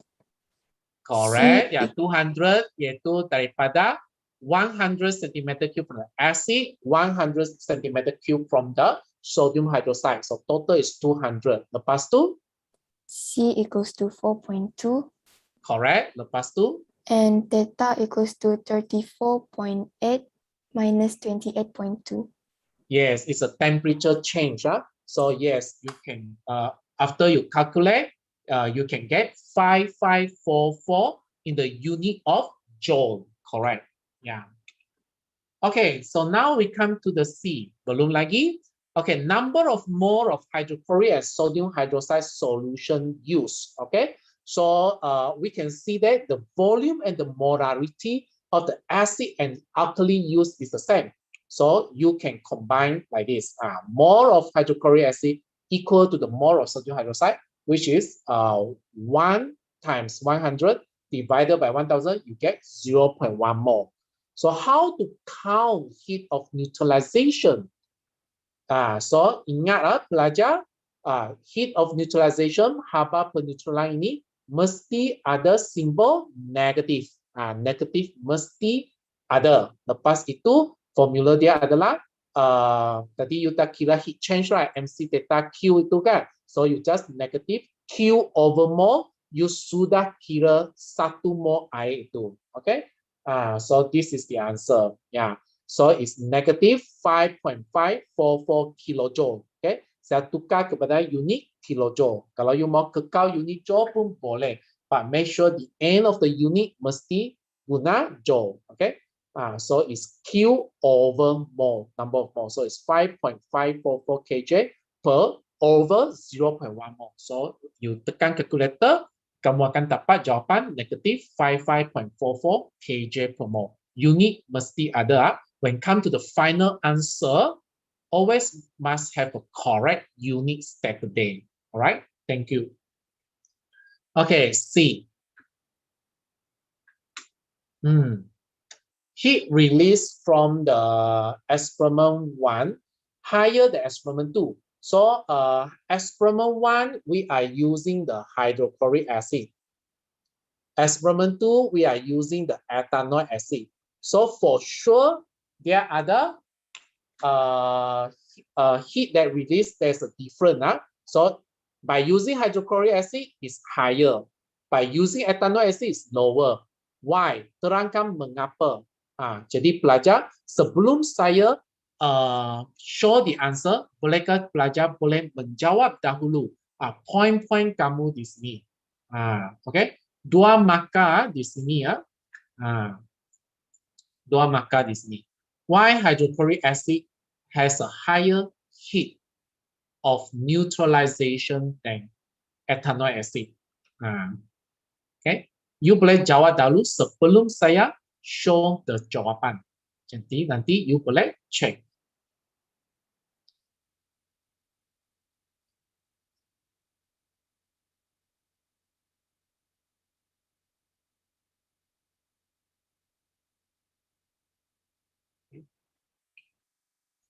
All right. So I think you know the different strength. Okay, the different strength of acid sure will affect the heat of neutralization. So maka yang pertama itu, the first point you need to state it. What is the strength of the acid? Apakah kekuatan acid yang diguna di sini? So kekuatan acid yang diguna di sini adalah So what my diagram, what I show here is a molecule of ethanoic acid. So apa yang most of the ethanoic acid still in the form of molecule. So heat energy that released is absorbed to break the OH bonds in the molecule. So ini dia. So kenapa tadi saya cakap kenapa haba yang dibebaskan daripada ethanoic acid adalah lebih rendah kerana haba yang dibebaskan itu diserap. Dia diserap untuk memutuskan ikatan OH dalam molekul. Kenapa perlu putus ikatan OH? Kerana perlu penceraian yang lengkap. Okay. So the first point you need to tell me, hydrochloric acid is a strong acid while ethanoic acid is a weak acid. Tadi saya cakap jenis kekuatan yang berbeza. Yang kedua, some of the heat that released is absorbed to ionize the ethanoic acid molecules completely. So the word that I highlight, you mesti tulis sebagian haba yang dibebas diserap untuk mengion siapa? So untuk mengionkan acid ethanoic molekul dengan lengkap. Okay, ataupun you pun boleh tulis absorb tenaga haba yang dibebaskan diserap untuk memutuskan ikatan OH dalam molekul tersebut. Okay, so saya harap saya dapat menjawab. Tolong kamu menjawab soalan ini. Okay. Yang ini menganalisis ini. Analisis. Diagram 7.1 show apparatus used in the experiment 1. Predict and explain the rise of temperature if experiment 1 conducted by using apparatus shown in diagram 7.2. So, diagram 7.1 itu ditukar dengan menggunakan cawan polystyrene dengan diagram 2. Jadi, dapatkah kamu ramalkan kenaikan suhu yang dijangkakan? Kalau kamu bandingkan dengan diagram 7.2 dengan diagram 7.1. Boleh saya panggil Azlam untuk menjawab soalan ini. Azlam, dapat tak Azlam?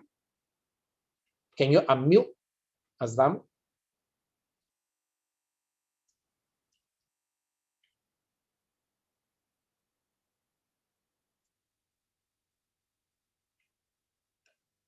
Right, yes, Azlam? teacher.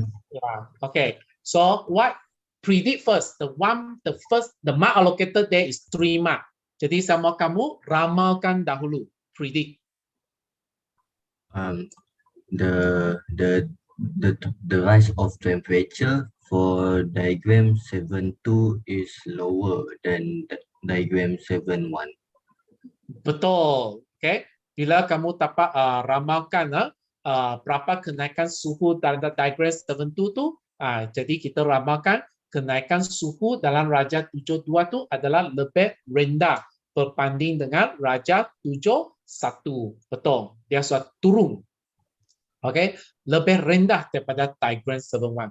Kenapa? Jadi ada dua markah lagi yang you perlu tulis lagi. So you perlu explain why. So in diagram 72, what's the difference there? Apakah apa perbezaan yang menggunakan bekas polistirena yang ditunjukkan dalam Raja 72? So Azlam, are you able to state the reason? Why? The diameter of beaker in diagram Not 72. beaker, Azlam, not beaker. The polystyrene cup for diagram 72 is bigger than polystyrene in 71. Yeah, it is bigger, but you still need to explain. If bigger, so it will has a bigger surface area exposed to the surrounding. Okay, tak boleh hanya bigger size of polystyrene cup saja. Okay, so yang paling penting yang bigger size ini maksudnya apa? Maksud it has a bigger surface area exposed to the surrounding, iaitu luas permukaan yang terdedah tu lebih besar ke persekitaran. Okay? Boleh ya? So bigger surface area tu perlu dinyatakan. Kalau bigger surface area, how it will affect Aslam about the heat that release? Point yang ketiga, Aslam.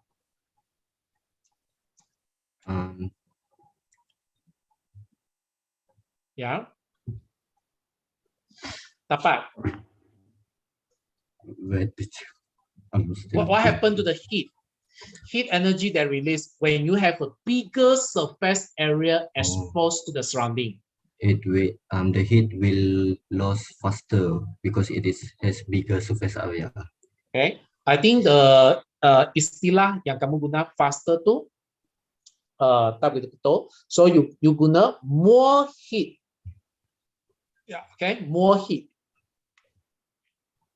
Yeah, more heat that release will be lost to the surrounding. Bila surface area kamu dah besar, terdedah ke persekitaran lebih besar, maka haba yang dibebas itu adalah lebih banyak dah hilang ke persekitaran. Okay, will be lost to the surrounding. Okay, so I hope that I can help you to guide for this answer. Okay, yeah, more heat that release will lost to the surrounding. Okay, bila dah lost, okay, dah tak dapat lah, ya, okay. Okay, now we come to the polymer now, form 5. Okay, sekarang soalan 7 dan soalan 8. Tinggal dua soalan lagi ya, yaitu konstruk mengingat, memahami, mengaplikasi, menganalisis, menilai dan mencipta. Okay, sekarang dah pergi ke konstruk menilai dan mencipta. Okay, so now we come to polymer. So I don't know student, kamu suka polymer ke chapter ini? Okay, so kita tengok macam mana konstruk menilai dan mencipta ini ya. Okay, so masih ada konstruk pengetahuan iaitu what is the meaning of polymer here. So the meaning of polymer, so the first word that refer to the polymer here, so you perlu ada a long chain molecule. Do you write a long chain molecule? Ataupun saya pun boleh diterima large molecule pun boleh. Okay? A large. Tak boleh hanya satu molekul saja macam a molecule like that. You need to write polymer dia mesti long chain. Molekul yang berantai panjang. Ataupun molekul yang besar. Okay ya? Molekul yang besar. Lepas tu dia dibina oleh apa? So it made up of many identical repeating unit. Okay, so apa yang saya highlight di sini, you perlu ada. Kalau tak ada masalah. Made up of many identical repeating basic unit, ataupun made up of many identical repeating monomers. Pun boleh. Okay, dibina oleh ulangan banyak unit asas, ataupun dibina oleh ulangan banyak monomer. Okay, so please keep practicing how to write this definition of polymer. Okay, so now draw the structural formula and name of the monomer. So pelajar macam mana? You boleh kenal pasti Oh, saya type salah. Suppose is monomer. Oh, betul. Ada. Where? Betul. Okay, name the monomer of polymer. Yeah. So, kalau you nampak this diagram di sini, so ini adalah satu. Kalau you tengok diagram di sini, ini adalah satu monomer. Okay? Ini adalah repeating of second monomer. Ini pun adalah repeating with third monomer. Okay? So kamu hanya perlu lukis satu monomer sudah cukup. Follow that structure. Satu. Okay? Dia ada dua carbon attached with the hydrogen, attached with or bonded with the hydrogen. Yang atas ini bonded with CH3, then bonded with hydrogen. Lepas itu ingat monomer dia perlu ada carbon-carbon double bond. Because polymerization is break up the double bond, okay, and form the two new bonds. So dia monomer mesti ada double bond here. So if can, please put an N here. Kerana sini ada 3, sebenarnya dia many monomer. So you can put an N to represent a integer, okay. So ini dia, kalau siapa pelajar dapat lukis macam ini, so dikira dah satu maka diberi. So how you name it? So if you learn carbon compound, so you know that the 3 carbon atom ini kita panggil propene. Yes, okay. So ini pun dah dapat maka juga. So if you able to draw and you able to name the monomer of the polymer, then you can get the 2 mark. Boleh, okay? Saya rasa senang kan? Macam itu saja cara dia. Okay. Okay, sekarang condensation. Mungkin budak-budak di sini agak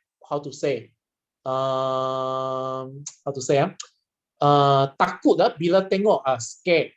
How a very complicated of the monomer of the structure. Okay, so pelajar di sini jangan takut. Memang ada cara nak lukis ke, identify ke apa. Jangan takut. The KSSM, SPM pun takkan tanya soal kamu lukis 1,6 hexane diamine. Tak ada lah. Okay. So, okay, let we see the question one by one. Diagram 7.2 shows 2 monomers to produce nylon in the lab. Menunjukkan 2 monomer yang digunakan untuk menghasilkan nylon. Okay, berdasarkan Raja 7.2.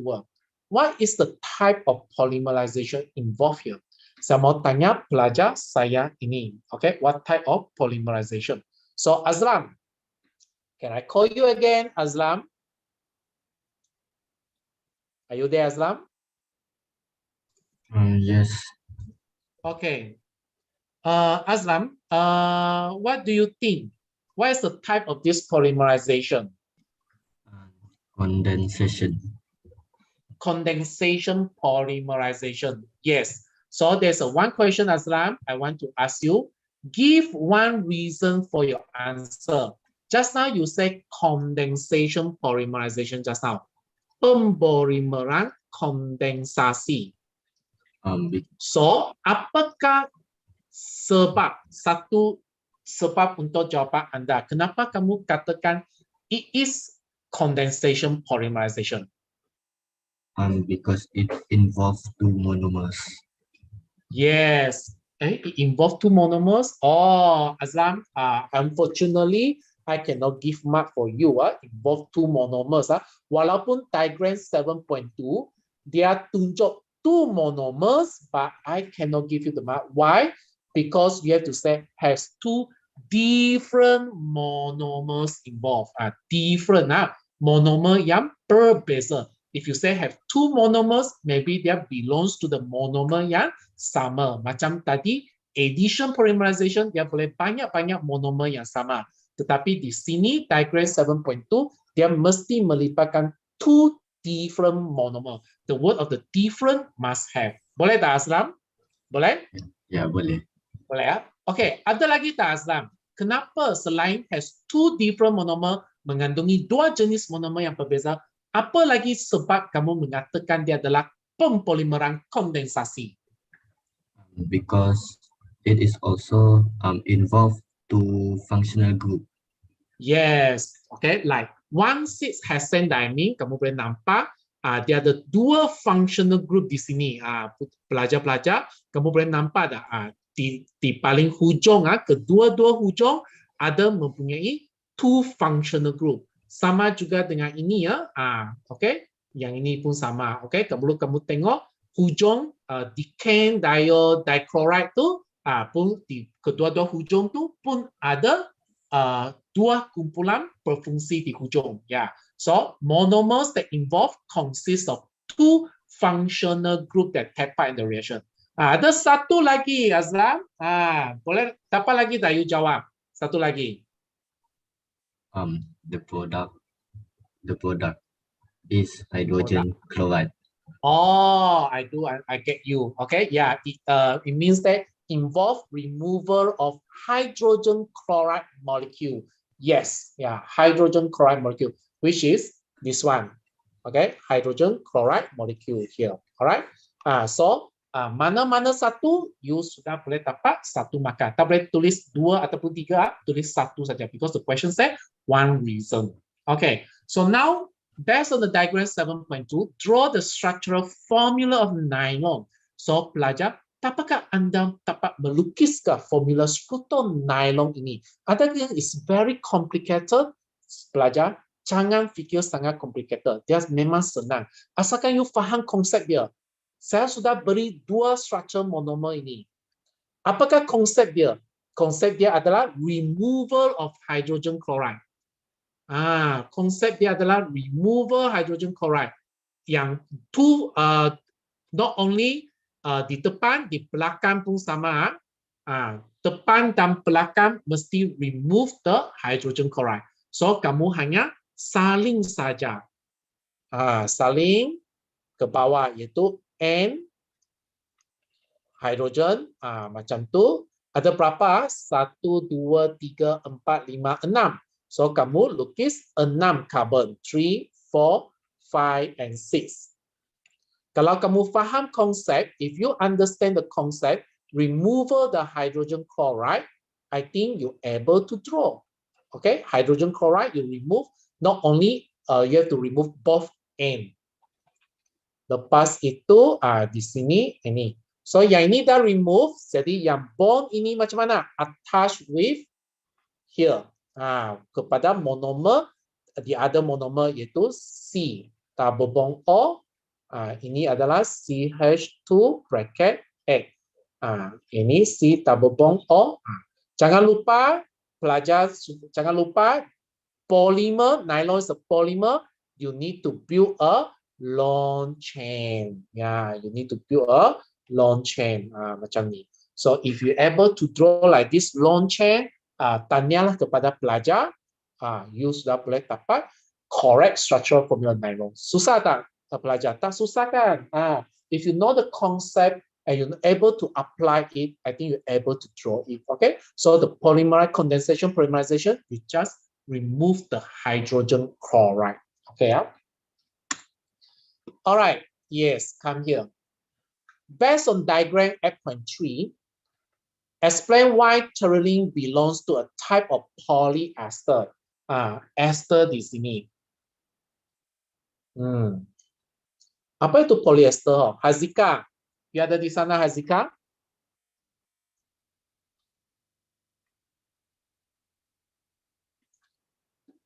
Hazika, kamu ada di sana? Are you able to unmute yourself? Hello. Yeah, Hazika. So what does it mean by polyester here? Belongs to a type of polyester. Many of ester link group together.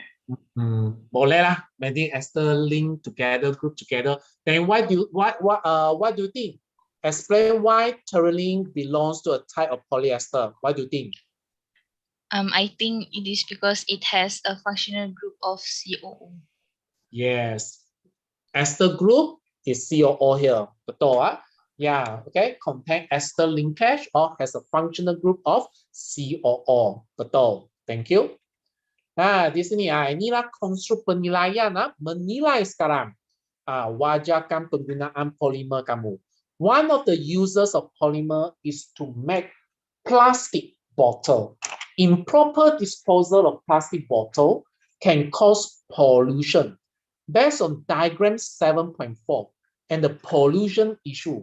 So, kita perlu highlight berdasarkan diagram 7.7.4 dan juga isu pencemaran yang dihadapi oleh negara kita, wajarkan penggunaan polimer. So, student, bila you nampak soalan wajarkan itu, first you give the 1 mark is, do you agree the use of polymer or you disagree the use of polymer? Adakah kamu bersetuju ataupun tak bersetuju? Wajar ataupun tak wajar? Okay, kalau wajar pun boleh. You agree the use of this plastic bottle, the use of plastic bottle pun boleh.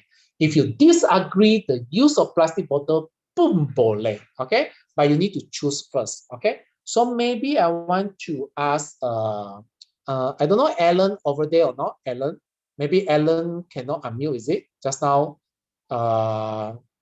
Puan Lina cakap Alan tidak dapat. Kalau Alan tidak dapat, how about Sophie? Sophie?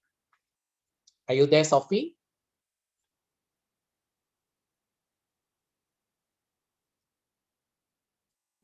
Yes, teacher. Okay, so you want to agree or disagree first? Agree. Okay, you want to get agree. Okay, so kita dah dapat markah. Pertama, suitable to be used, ya, agree. So you look at the diagram 7.4. Why you agree? You have to think, what is the characteristic of that plastic bottle to make you to agree the use of the polymer? So maksudnya dia ada banyak kegunaan, dia ada kebaikan dia. Apa dia? Plastic bottle is lighter and cheaper. Okay, boleh? Yeah, okay. This is the first reason. Okay, plastic bottles are cheaper or you can say lighter. Tapi you tulis cheaper and lighter pun diberi markah kedua, saya akan beri markah kedua dan ketiga, not yet. Okay, so bila you dah you give me the, if you look at the diagram 7.4, bila you dah cakap plastic bottle is lighter dan ringan, jadi what is your third point, iaitu apa kegunaan dia? Apa kegunaan dia? You agree bah kegunaan dia apa kegunaan dia? So, Sophie, apa kegunaan dia? It can overcome pollution by reuse and recycle the plastic. Yes, if you look at the diagram 7.4, it can be reused and recycled to make board, right? You just look at the diagram 7.4. So, kegunaan dia boleh can overcome pollution by reuse and recycle the plastic. Yes, very good, Sophie. But Sophie, how can I ask you, how about if a student write not suitable to be used? Disagree. Kalau disagree, kenapa? We look at the pollution issue sekarang. We have to look at the pollution issue. Sebelum you cakap dia mencemar, cause of what type of pollution, can you tell me what are the action manusia buat sehingga ada pollution issue? Can you, Sophie, tell me? You said tidak sesuai digunakan. Can you tell me why? What is the action of human that do that can cause the pollution issue here? They throw the rubbish everywhere. Throw rubbish everywhere. I think a proper English, maybe we can say improper disposal. Okay, kita guna proper English, improper disposal. Boleh tak, Sophie? Okay, ataupun burning of plastic bottle. Okay, pembakaran plastic bottle. Okay, tapi sesiapa pelajar dia tulis non-biodegradable pun boleh, ya. But burning of plastic bottle is the human action. So what does it affect on the human action? It will cause pollution like water pollution or air pollution. Jangan hanya pollution saja, mesti water pollution or air pollution. Mesti tulis type of pollution that involved here. Yeah, thank you very much, Sophie. Very good. Okay, now we come to the last question before we end our session. Soalan 8 lagi ya. Ya, ini adalah chapter 1 form 5 redox equilibrium. Iaitu pun ada konstruk, menilai dan mencipta. So what is the function of porous pore? Okay, we look at the diagram at first. Diagram H shows set out apparatus of electrolysis cell. Part P is the source of electricity for the electrolysis occur. Lajar 8 menunjukkan susunan radar sel electrolysis. Bahagian P ialah sumber elektrik bagi electrolysis yang berlaku. Okay, so maksudnya saya harap pelajar dapat kenal pasti ya. So bahagian P ini adalah sel kimia. Bahagian Q adalah sel electrolytic cell. Okay, electrolytic cell. Okay, electrolytic cell. Okay, so bahagian P ini adalah sebagai bakteri ya, sumber bakteri bagi electrolysis yang berlaku. So what is the function of porous pore? Maybe student can answer first before I show the answer. Okay, pelajar boleh jawab dahulu. Okay.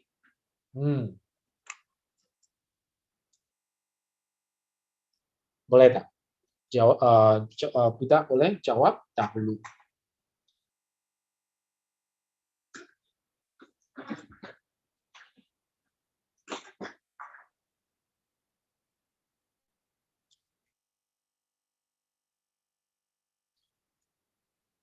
Okay, tepat. Okay, so I will show the answer. Okay, so the function of porous pore is complete the circuit titiang garam. Apa fungsi? Itu bukan titiang garam, itu pasu beliang. Okay, titiang garam itu adalah satu lagi ya. So apa fungsi pasu beliang ni? Adalah melengkapkan lita dengan membenarkan ion-ion melaluinya. So pelajar jangan hanya tulis melengkapkan lita saja, ataupun allow the movement ions only. So please write in the full, complete the circuit by allowing the movement ion. Why you allow the movement ion to complete the circuit? How it complete the circuit? By allow the movement ion. So kedua-dua tulis. Okay, so now soalan akan diberi the inert value of magnesium is negative 2.38. So inert value of copper is positive 0.34. So Sophie, are you there, Sophie? Saya mau tanya kamu lagi. Are you able to identify negative terminal for part P or not, Sophie?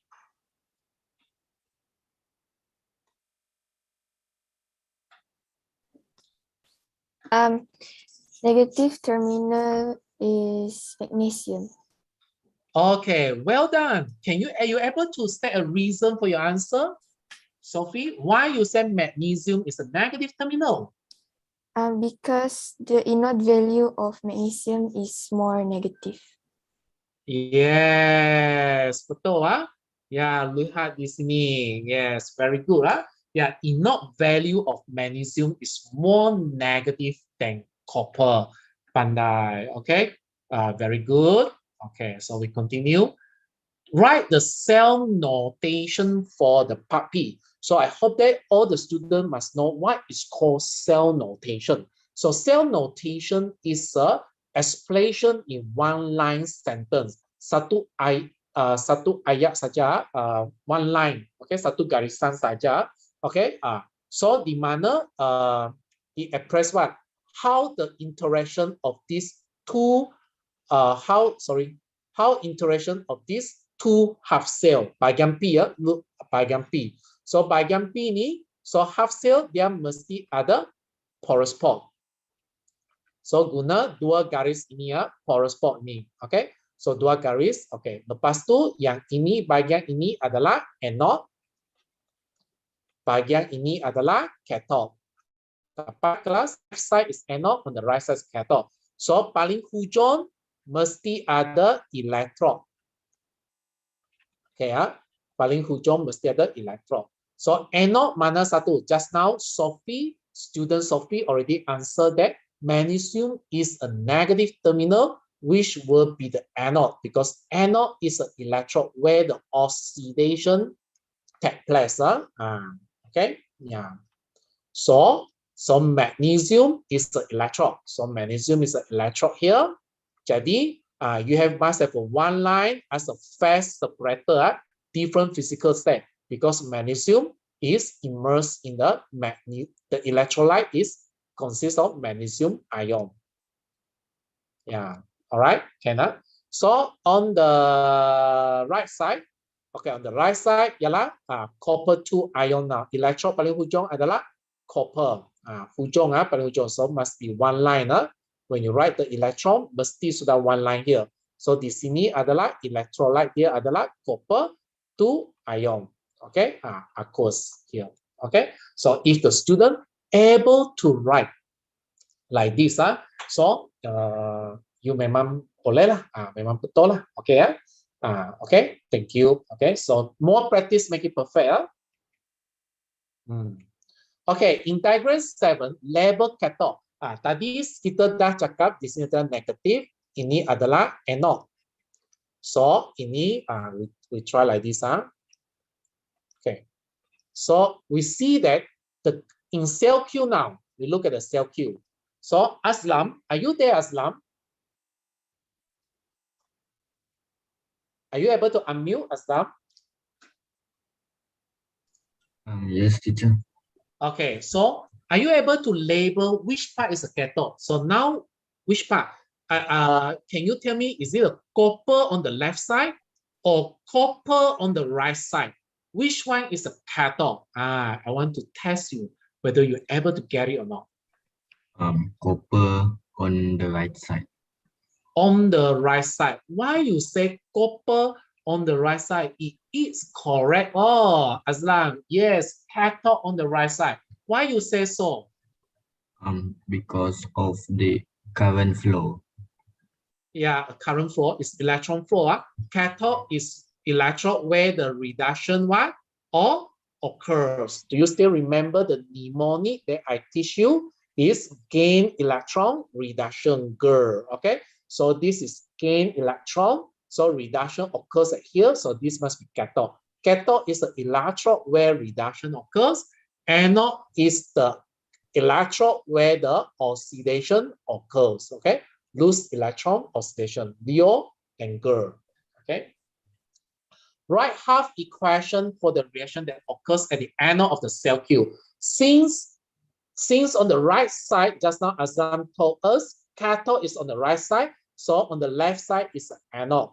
So this is both are using copper. So copper at the anode is an active electron. So active electron must be copper atom in the electrode ionized to form copper 2 ion.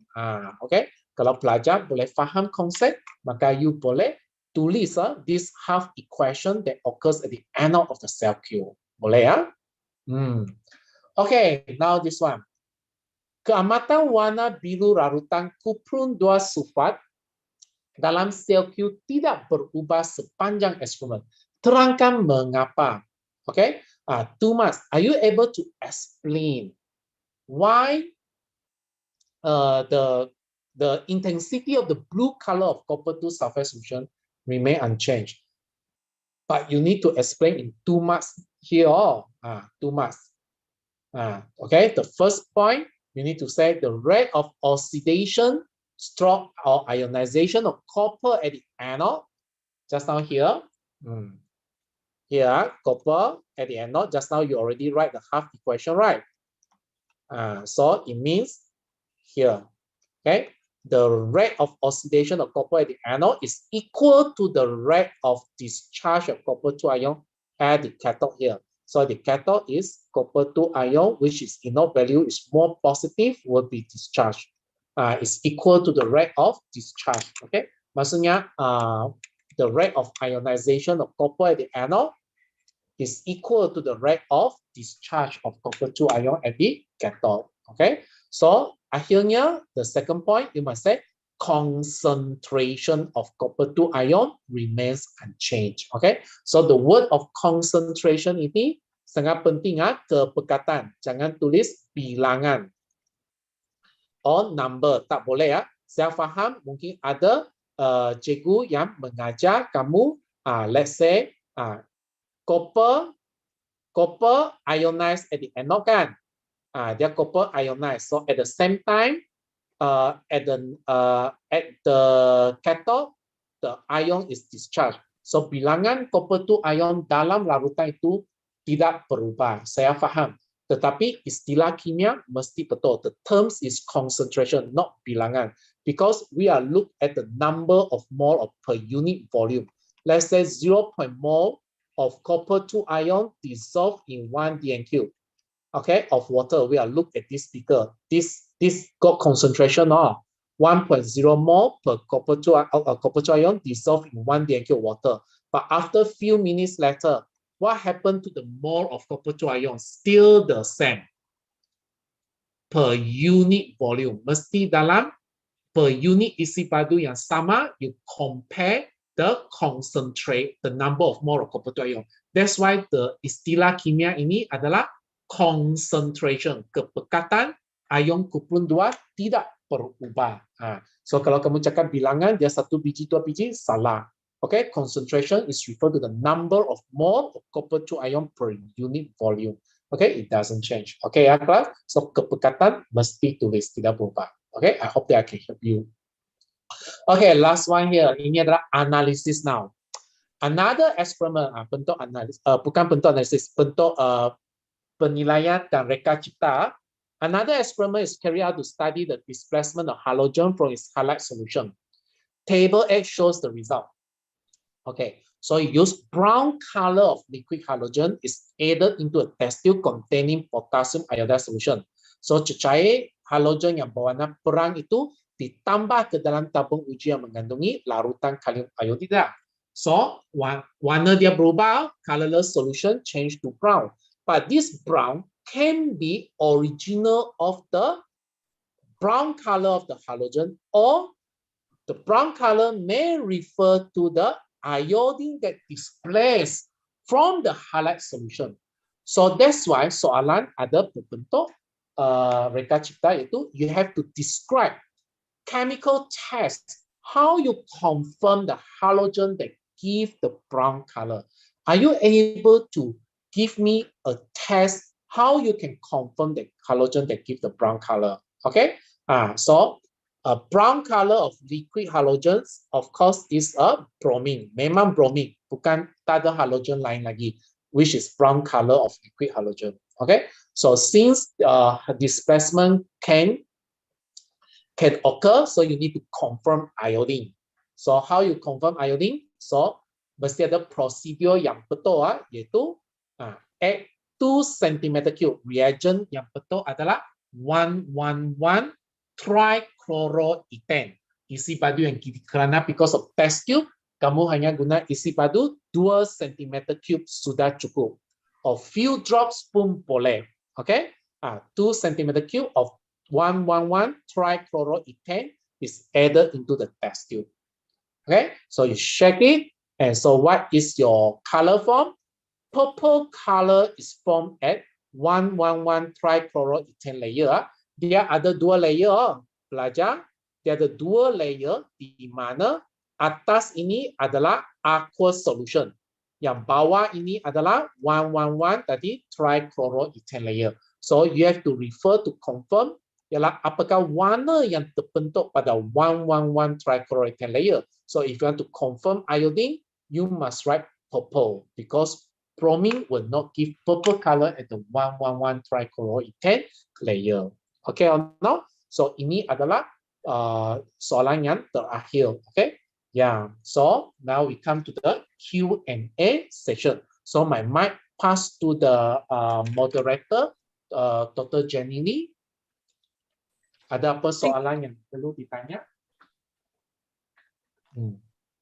Okay, thank you, very much, Mr. Chai, for this wonderful and fruitful sharing just now. And I hope students learn a lot from Mr. Chai sharing.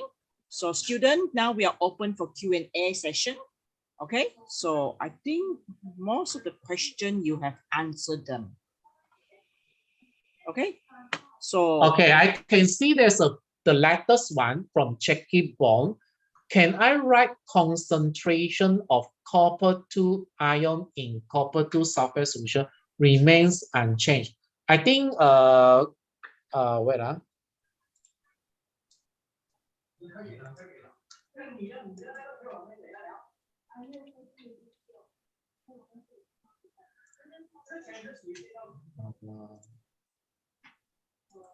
good job. I think the student, I think you are refer for this one. I think your answer is the same. Yeah, number 2. Yeah, concentration of copper 2 ion in copper 2 sulfur remain unchanged. Dia adalah sama. Jadi you memang boleh dapat markah yang kedua. Tetapi sebelum you explain the second point, you need to explain the real actual process first. The real actual process is the rate of oxidation of copper at the anode. The rate of oxidation copper at the anode is equal to the rate of discharge of copper 2 ion at the cathode. So this is the actual process that happening at the cell Q that cause the concentration of copper 2 ion remains unchanged. If the question only award 1 mark, of course, student, concentration of copper 2 ion remain unchanged. Of course, this one can be awarded as 1 mark. But now the question allocated mark is 2 mark. So you need to explain the actual process first. Okay. So I hope that I do help you, student. I think Bong, right? The name is Bong. Okay. So ada lagi tak?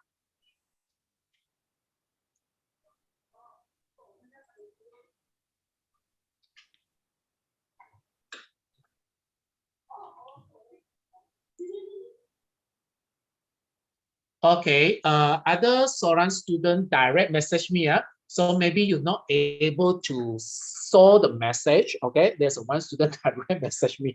Okay, so the student asked me, will the E0 value list be provided in exam? Okay, so di pelajar-pelajar jangan takut.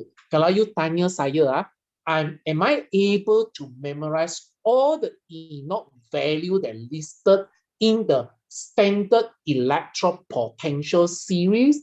I honestly tell you, I also not able to memorize all the E0 value there. I only know zinc is negative 0.76, copper is 0.34. Yang lain semua saya pun tidak tahu. So no need to be worried. The E0 value will list down in the question. So far, what I heard is will be listed out and given in the question. So not worry about that. Okay. There's one student that direct message me. So I hope that I already explained to you. Okay. Okay. Student, if can please write down the message in the open supaya semua orang boleh nampak lah. Jangan malu lah. Okay. Another one student direct message me. Teacher, how to write a half equation correctly in every reaction? All right. Okay, let me think about it. Okay, half equation correctly. Okay, so I think the first thing you must know what substance that undergoes Leo, what substance that undergoes GER. This is more important first. Who undergoes Leo? Loose electron oxidation, gain electron reduction. For example, let's say a displacement. Okay. No. Okay. Let's say this one. Okay. So okay, I just now one of my students already said E0 value of magnesium is a negative. So it has a negative terminal. So if negative terminal, dia mesti berlaku Leo. Okay, Leo, loose electron. So magnesium will lose electron from magnesium ion. So lose electron must put at the back. Or you can look at the oxidation number. This is 0, this is +2. Electron always is added where the oxidation number is bigger. Mana satu nombor peroksidan yang lebih besar? +2, right? So electron mesti added here. Loose mesti di belakang dengan. So how to balance the electron? Of course, the different charge here is 2, right? So you mesti letak 2 di sini. Okay? So saya harap saya boleh membantu kamu seorang pelajar yang direct message me just now. Okay? Okay. Ada lagi tak?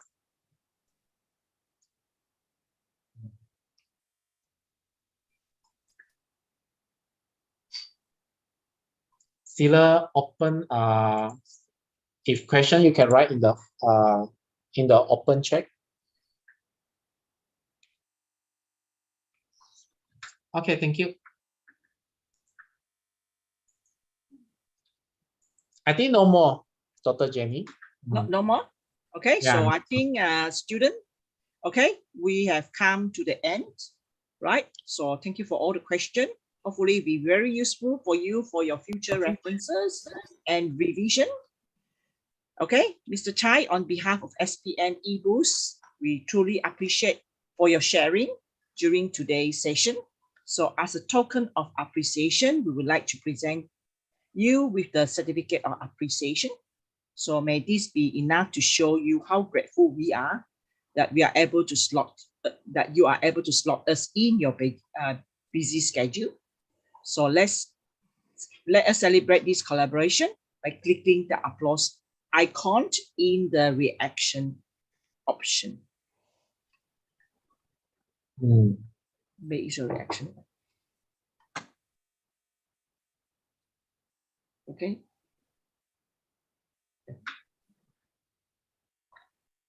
Okay, are we done? Yeah. Okay, so before we end our event for today, I would like to invite all the guests to switch on your camera for photography session. Please turn on your camera, right? Put on a big smile.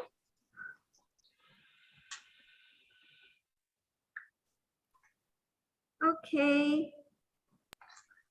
There's a lot of us here in this room. Okay, so we just take the first photo. Okay, the first image here. Okay. 1, 2, 3. Okay. Yes. Yes. Yep. I'm done. Okay, thank you for your cooperation. Before you leave this, please scan the QR code.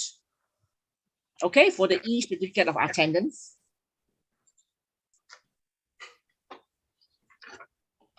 If you have any inquiries requiring our eBoost SPM program, you may scan the QR code shown or kindly contact Lina, Michelle, or Chekulo through the phone number shown on the screen. I think that's the phone number. Okay. Yes, today is the last workshop. Yep. Right. So students, don't forget to scan the QR code here. Okay. You'll be getting the attendance certificate right away. Okay. On the spot after the submission of your details. A very simple details. Okay. Your name, your contact number, and then your IC, okay, and then which school are you from, okay, just a simple one, then you'll be awarded a certificate of attendance.